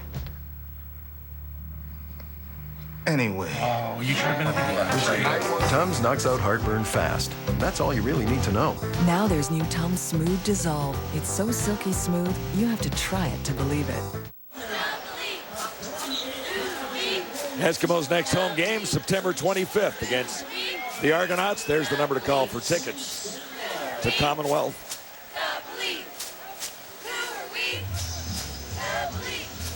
And the Calgary Stampeders, and there are their cheerleaders in that little competition. Their next game versus Ottawa on the 17th. And that's the number to call for Stampeder tickets. And we'll be there for that one. We will be. Next Wendy's Friday night from McMahon in Calgary. And you sort of feel honored to be here for this one. All eyes on number 34, chasing another 34 from 3 decades ago. 9 to go for Pringle. And the Stampeders a little stingy at this time of the game. Annie is going to watch that Calgary defense make her son Michael fight for those last 9. And now it's 8. 1 yard from Mike Pringle on the last run.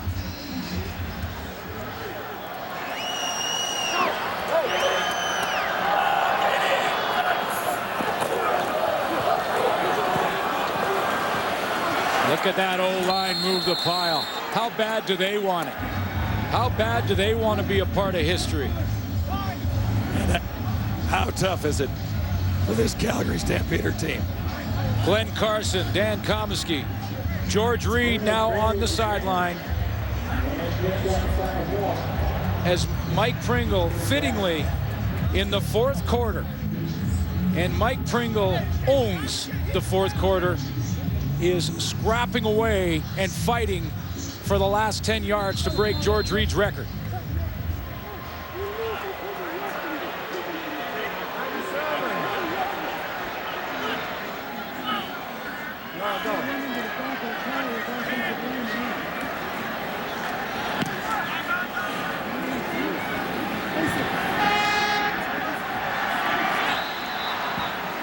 Calgary Stampeders will take over their own 31-yard line after that punt from Sean Fleming.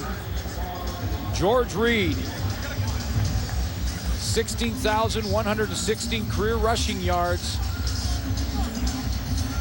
A record held for a long, long time, and many thought would not be broken due to free agency, due to the nature of the position.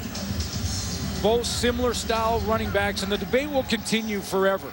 Who is the greatest? Well, I think you can make an argument for both. Two different eras, no question.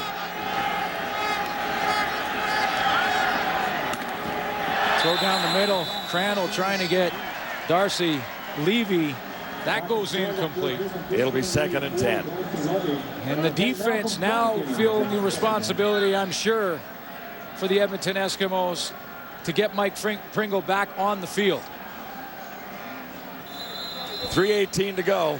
Lots of time to pick up the final 3. And that's now official. 3 yards for Pringle. Can Crandall keep him on the sideline? We're inside of 3 minutes. Quick throw to the outside. Celicio Samford is going to be about a yard short. And there's the 3-minute warning. With 3 Chiefs, Broncos, Sunday Night Football. Sunday on TSN. He is 3 yards away from George Reed and CFL rushing history. And we're 3 minutes away from the end of the game. 2:55 to go. The Calgary Stampeders will gamble. 3rd down and a yard to go, Calgary.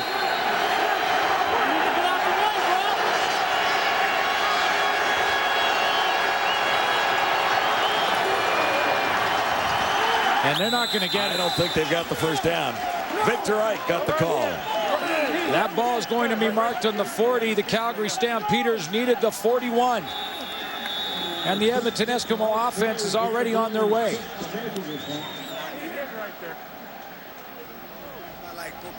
You know, they say if you play long enough that records will fall, and I heard Ray Elgart say that when he was approaching records, and records certainly the standard set by the great players before you. They're not going to get it. Turnover goes to the Eskimos. Pringle gets his chance here. 2:44 to go. Standards are set. The standard in rushing was set by George Reed. Mike Pringle, 3 yards from setting a new standard. Could this be it?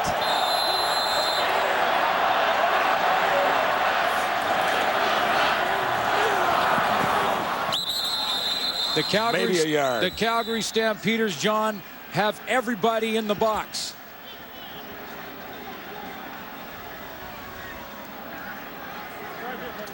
Annie on the left, George Reed on the sideline.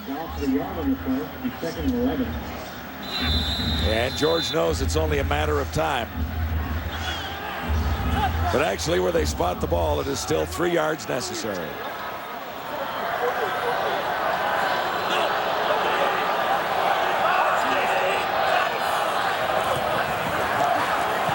And Joe Fleming puts a stop to it here. Joe Fleming is making this personal now. He has tackled Pringle, and that's a loss of a couple. That's going to put it back to 7 because Pringle will lose a couple there. And Joe Fleming has made this a personal battle to try and keep George Reed on top. Fleming is trying to say, not on my shift. 3rd and 13. Pitch to Pringle, and not this time either. Wow, and he'll lose more. So all of a sudden it gets more interesting. 2:05 to go.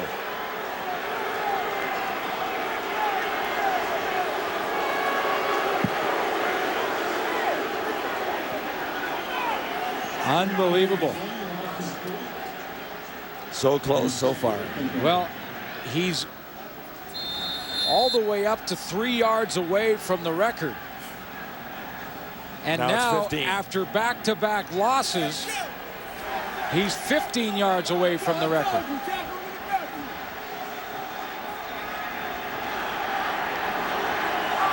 Two minutes, 5 seconds to go. Now it's on the defense. Victor Ike, nowhere to go there. He lost yardage. Doing their best to get the ball back. When they do get the ball back, Edmonton certainly will go with 3 straight plays. I wouldn't be surprised if they put the big team, the goal line team in to get some more blocking help with Calgary, putting everyone in the box. The game is not in doubt. The record is.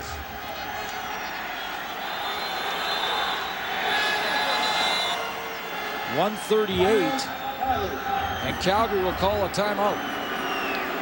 2nd and a bunch.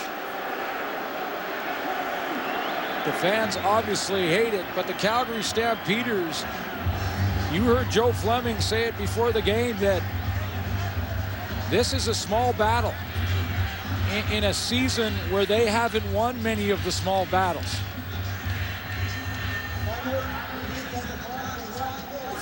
Joe Fleming has made it personal, and Pringle got pushed back on the last series. Small battles are important when you're out there on the field and you cross that stripe. Well, it's only a matter of time before the record is broken. But Fleming wants to make it on someone else's clock. That's right. Fleming would prefer to watch it on TV.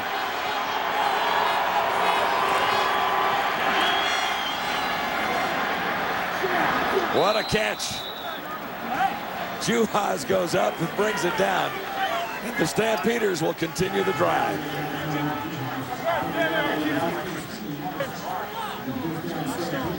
Well, Juhas will keep the Calgary Stampeders on the field for another set of downs. 1:30 left in this game, and time running out on Mike Pringle.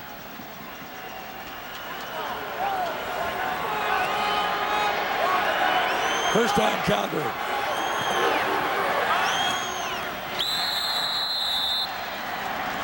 Darcy Levy couldn't catch him. Edmonton Eskimos next game versus the BC Lions in BC. That's why it was important for this entire team, the organization. They really wanted this to happen tonight in front of 50,000 at Commonwealth Stadium. Annie in attendance on the left. McKinney, his wife George Reed up from Calgary. But Pringle still has some work to do.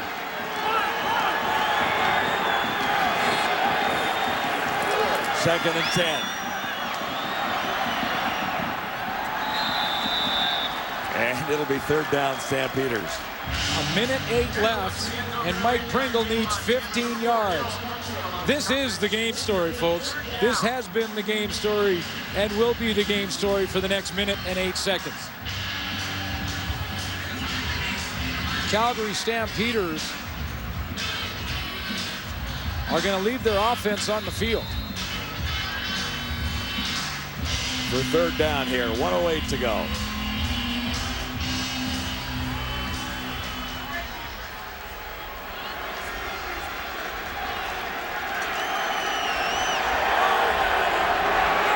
Stampeders go gambling. Crandall looks to the end zone. And there's a touchdown.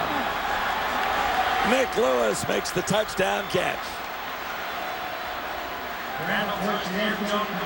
Marcus Crandall engineers a drive when at the worst possible time for Edmonton Eskimo fans here at Commonwealth Stadium. Hey, they're still trying to build the Calgary Stampeders. They're trying to get something positive out of this and try and get something positive for their offense that they can build on for the rest of this season. Nick Lewis is trying to do that.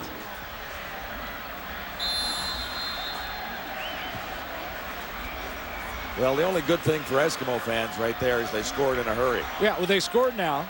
1:02 left. They'll kick the extra point, but there will be time off the clock when they kick off. Now,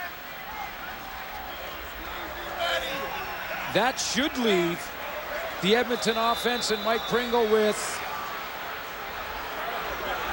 time for 3 plays.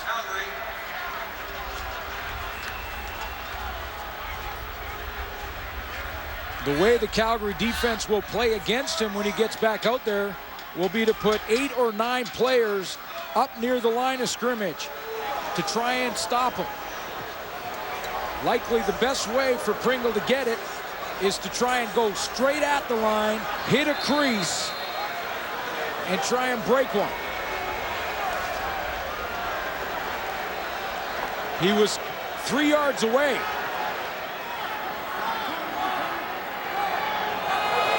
Stampeders going for 2. Flag down. Malcolm Frank just jammed Darcy Levy as that ball was in the air, and then that's going to be pass interference. Now, no time comes off the clock for the extra point, so we're still at 1:02. Mike Pringle takes a look at that clock. Illegal contact on the receiver. Edmonton number 10. Convert repeat from the 5. They'll go half the distance, and they'll do it one more time for the 2-point convert.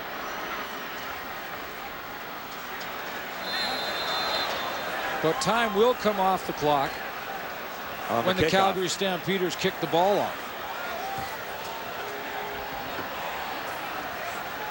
Still going for 2.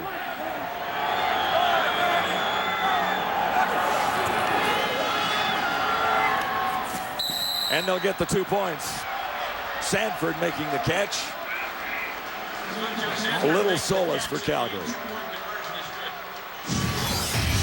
The CFL on TSN is brought to you in part by Wendy's, the official hamburger of the CFL. Wendy's, it's better here. By Molson Canadian, I am Canadian. By Rona, the how-to people. And by Rogers, your world right now.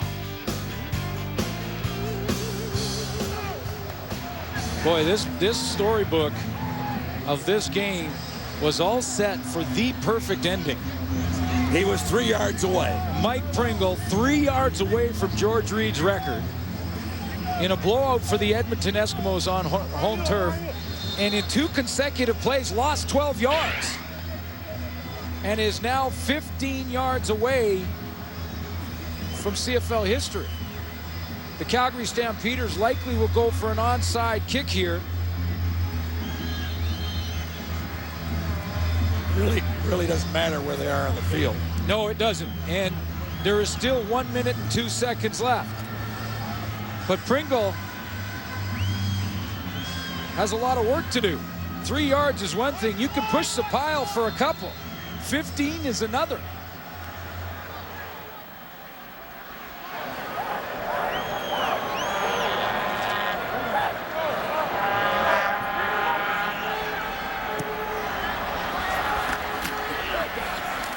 Eskimos get the ball. A.J. Gass. So here comes Mike Pringle. He's got 1 minute left. Time for easily 3 plays. Calgary Stampeders will load up the line of scrimmage. Someone has got to block Joe Fleming if Mike Pringle is going to have a chance at history. First crack at it here. He lost the ball. Stampeders have it. Oh, my. It won't be tonight for Mike Pringle. Oh, my. He had about 5 yards. Oh, my. Omar Evans coming up with the loose ball.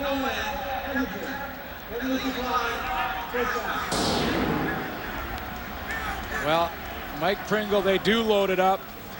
Edmonton Eskimos bring in the big guys. Pringle fighting for extra yards like he's done throughout his entire career. Wes Lysak, the safety in there. That's how many Calgary Stampeders were on the line of scrimmage. And you're right, John. Mike Pringle may have to wait until the BC game, and George Reed will likely be there as well. So close.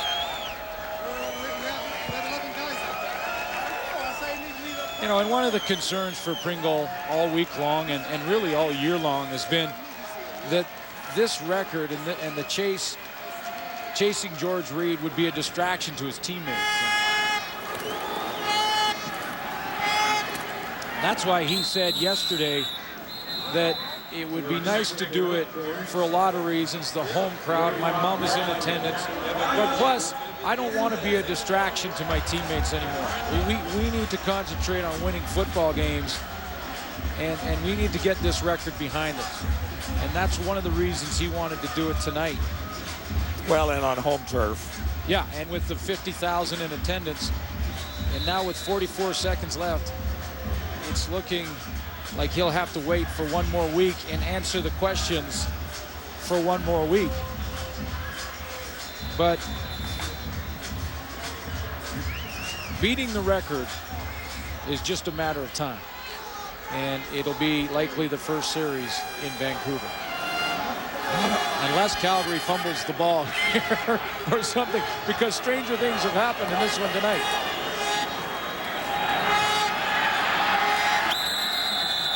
Victor Ike, and they were trying to strip that ball away from him, no doubt about that. Well, there's 39 seconds left. Stamp.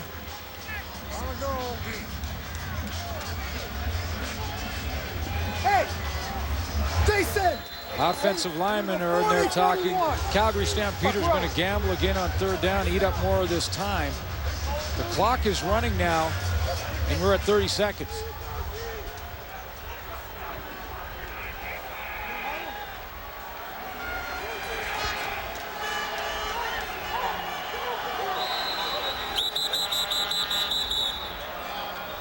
Stampeders take the time count violation.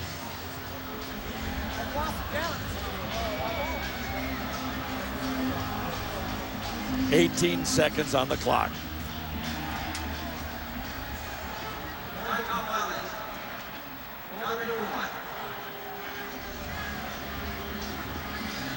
We'll have to play that one over. They'll go back on the time count violation by the Calgary Stampeders. Third down over again. And Mike Pringle needs 3 yards. 18 seconds. He may get one play. Well, we've been checking with the CFL stats guys, and that's what they say. They gave yards on the fumble. So that's the official from the CFL stats room just down the hall. 3 yards to go for Pringle. They got to stop him here, and they do. 15 seconds is time for 1 or 2 plays, and Mike Pringle just needs 3 yards. After all of what's happened,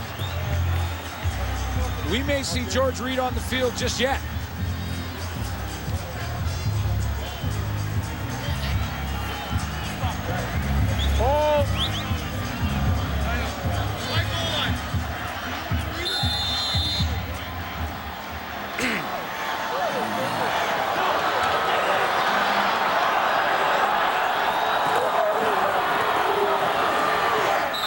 Pringle. Will that be enough? Over the left side. There's 12 seconds left. Enough time for 2 plays. He's close right now.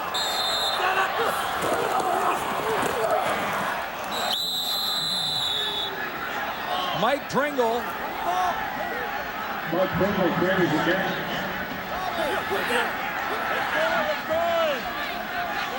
For the record.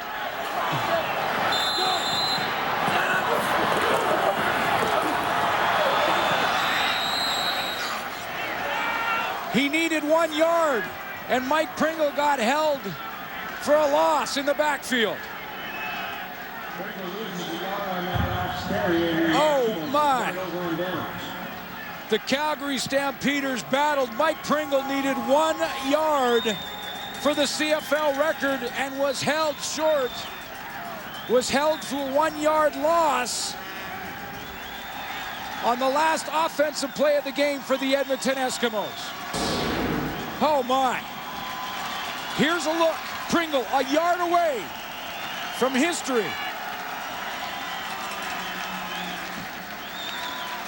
And it's held for a 1 yard loss by the Calgary defense. He will now need 2 yards in BC. Unbelievable.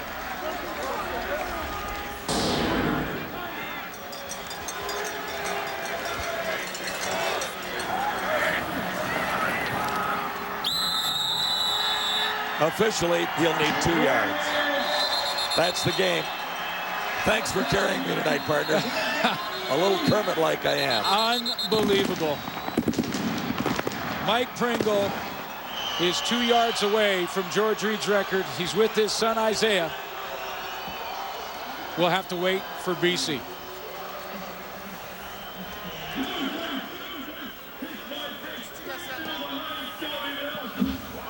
Well, do you believe that finish, boys? I mean, we were hoping it would go down to the end. And